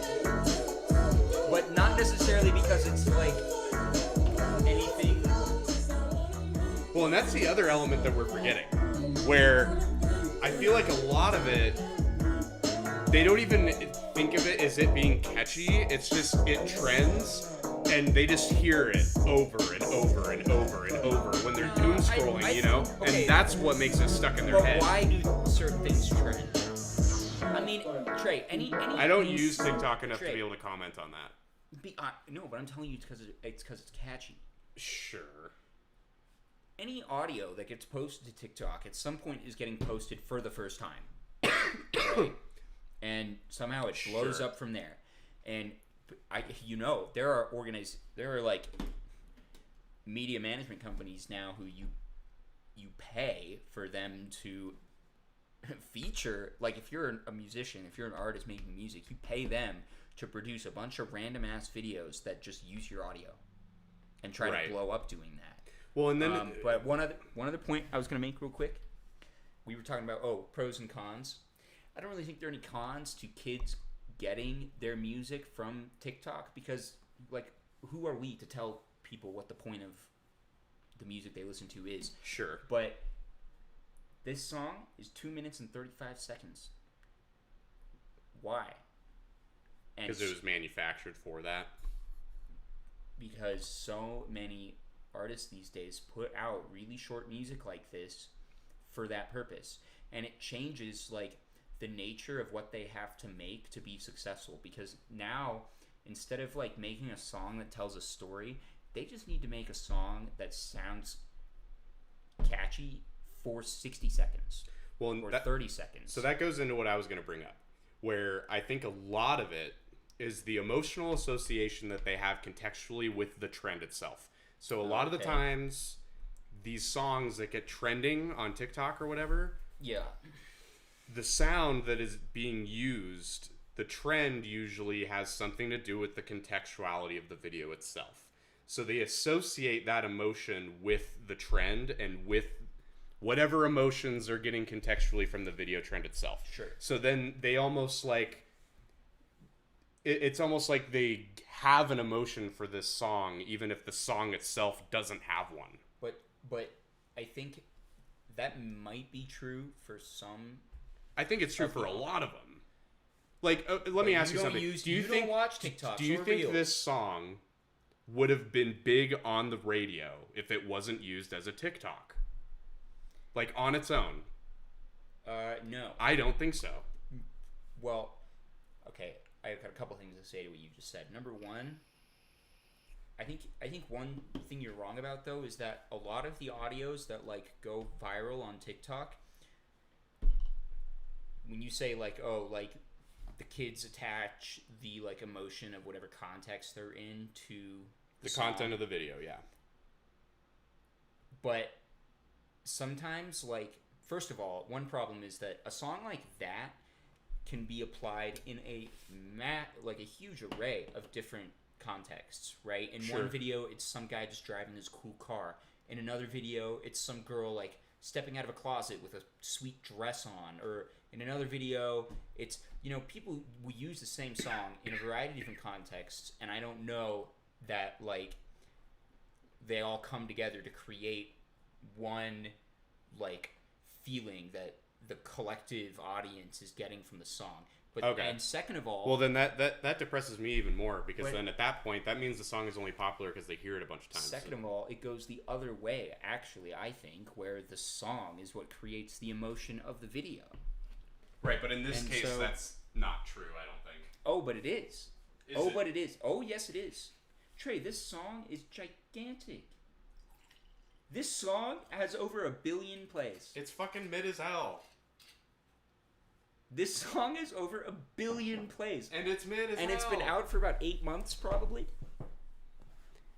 So this song is bigger. And if you told me this song came out 10 years ago, I'd believe you. Sure, but my point is they just have to... You know what my big problem with this song is? Which is not as big a problem because it's only... Wait, which one of my arguments is whack? I want to know. Yeah, I don't know exactly what he's referring to, but you're totally right for agreeing with me. No, they just have to create... These artists these days just have to create 60 seconds of sound that does a good job of evoking some emotion. It doesn't have to be happy. You make a song that for 60 seconds can do a really good job of evoking happiness, sadness, anger, whatever. Boom. Okay. And that's it. That's all you need to do now. And now you got 1 billion... You got 1 billion plays. So you were asking me what the con was about the whole TikTok thing? Well, I was telling you what a con was, which is that it's that changing... is the con. It's changing... One possible con, but the one I'm saying right now is that it's changing the way music is made and for what purpose. That's it's disgusting. being made. Yeah. Yeah, that's why... And sad. That's why I don't think the con is necessarily with, like, the people consuming music this way, because they can still find good songs doing this. And people have all sorts of tastes. Kids have a huge variety of stuff they listen to these days, which I think is great. Because, like, when I was growing up, I didn't have the internet available to me to discover music on my own until I was a little older. Sure. Yeah. I still don't know exactly what Ethan is referring to when he says he agrees with me, but thank you, Ethan. Well, I'm sure. Well, I know what he means when he says he agrees with you. I don't know what argument I had that he thought was whack. Well, I've been saying a lot of things. I don't know which thing it was exactly. I think he agrees with everything you're saying. But Nice. yeah, I mean, As he should. yeah, maps. I remember when that was a trend, and my question is, did that birth new fans of Yeah Yeah Yeahs, or was it just a blip in that song's longevity that just like spiked and died? Dude, another... You know, like it's the same thing with like when like Running Up That Hill was super popular. Like, do you think that birthed a bunch of Kate Bush fans, or do you think that just made a bunch of people listen to that song for a little bit and then they forgot about it? I think it did both. I think it birthed some and I guess Kate we'll Bush never know. fans. Like, look how many monthly listeners Kate Bush has now. Because I'm willing to bet pre-Stranger Things it was really low. Yeah, I agree. Yeah, now it's oh my god. It's still 11 million. Yeah, okay, bro. well then maybe it is a good thing. Well, it's a double-edged sword. It's got pros and it's got cons, For sure. as most things in the world do. I agree with you. But I was just going to give you another example. Ash Nico, who we've talked about on this show. Right. I had a whole topic on her, and Kayla showed her in Kayla's episode, right? Yeah, and I didn't really care for it. No, of course you don't. Just listen to... Sure.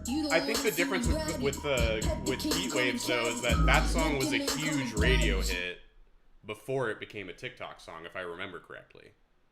What song? Heat Waves by Glass Animals, which he legendarily hates and I love. But Heat Waves came out in the internet era, so it's like, sure, it was big on the radio at the same time that it was big. Well, no, the way everyone else consumes music. Right. That's what I'm saying is like I think the TikTok effect doesn't really apply to that example because it became a TikTok song like years after it was already super big on the radio and was everywhere already. And Glass Animals is just big. Yeah, Glass Animals has been popular since we were in high school. Okay, but my point, listen to this, right? Too much, he's too chatty. CEO, I'm savvy. Respect that bitch, I'm a maverick. Flexible, so elastic, but don't you... I'm not saying it's good. You don't have to think it's good. You don't have to think it's good, okay? But it does a good job at, like, being really dramatic and evoking some feeling as hard as it possibly can. Is that where you were feeling? And, yeah, sure. I was feeling annoyed. Well, whatever, Trey. People got different tastes. But Sure. For the youngins... Yeah. And all three of the songs of hers that I have are less than 3 minutes. Yeah.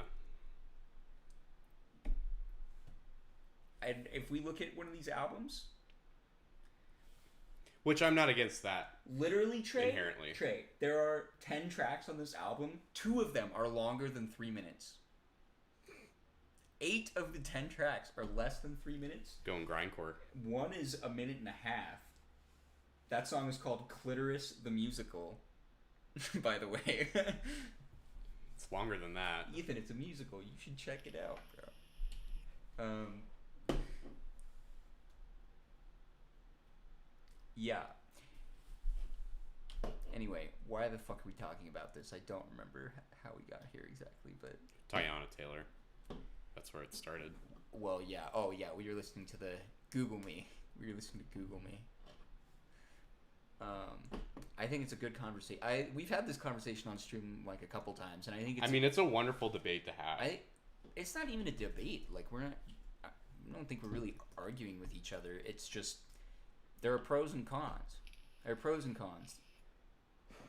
Well, the biggest con I can think of, honestly, maybe the only con I can think of, is how it's changing the way... How people make music. So that it can get big on TikTok. People don't need to make songs that tell a story anymore. They just need to make songs that... I'm not even asking for that. Because, like, a lot of the music that I listen to doesn't necessarily even do that. But when I say tell a story, I don't mean, like... Oh, it's a concept album or a concept song that is literally telling a story. I just, like... You know how, like, some rap songs... I've said this on stream before, but it's like there's some rap songs that aren't even fucking saying anything. They're literally just a bunch of, like, sentences that rhyme and are, like, basically are all equivalent to look how cool I am, look how rich I am. Let's get hype. Yeah. It's like that. Except now that's becoming like the standard. See, and that's not the thing that bothers me. The thing that bothers me is that I feel like it inherently in the minds of the powers that be makes it less of a priority to progress music forward in a way that makes things interesting. Like on an instrumental production level, regardless of like who the song is by, who's singing, the feature, who gives a fuck. Like, I'm just talking about inherently the musical elements of music, and that it's not about them perking the ears of people and trying to get them to hear something that they've never heard before. It's more just, how can we monetize this in a way that makes it so that it can fit in a 30-second fucking TikTok clip? It's about evoking emotion, I think. But, I mean, with songs like that, it doesn't feel like it. Well, not for you. I guess not. Not for you, bro. Well, what emotion is that getting? Trey, that song has 500 million listens. I mean, awesome, but that's not what we're talking about. Kind of. Yeah. What is the feeling that is being invoked in your soul, in your heart when you listen to that track? Being a sexy badass and confidence, I guess. Fine. Like, whatever. Yeah. But musically. Yeah, okay, musically. But on it's not about musical. It's about emotion. But that's the problem. Yes, I agree with that. That's what I'm saying about why. So we're agreeing about why music is being produced. Yeah. But I'm just saying, like, it. I don't know. It's like whatever. That's what makes these apps addicting. I think is that they push your emotion buttons as hard as they can, as often as they can. So, anyway, my, look at the time. I've let us run over. How rare.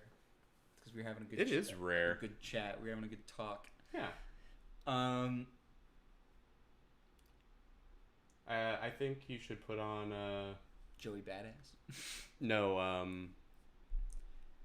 in remembrance of, Google me again? I kind of liked that. No, I liked it a lot, too. No, in remembrance of, because I told him I'd play it, but yeah, play Virtual Insanity as a send-off. Oh. By Jamiroquai. 1996. Classic. I can see this song on TikTok. Maybe it has been. See, this song would be in the background of, like, a compilation of a puppy, like, striding through his little prairie or whatever, his meadow. Playing in the snow? Yeah.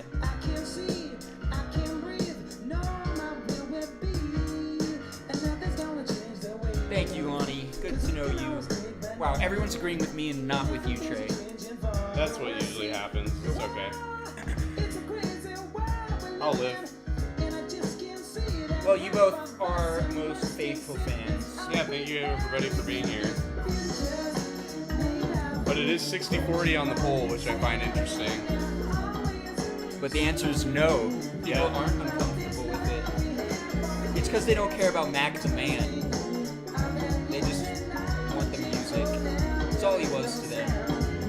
Just a fucking microphone spitting monkey. Yeah, not a human being. What you gonna do? Can't win them all. Thanks for tuning in, y'all. It's been a pleasure. It's been Trees on Air. It's been Trees on Air. Hopefully see you next week. Maybe. I might have an issue with that. Well, hopefully see you next week. I have an issue either next week or the week after. I gotta check. Alright. Let me know. We'll talk. Have a good night, y'all. Love you very much. Y'all. Thanks for tuning in.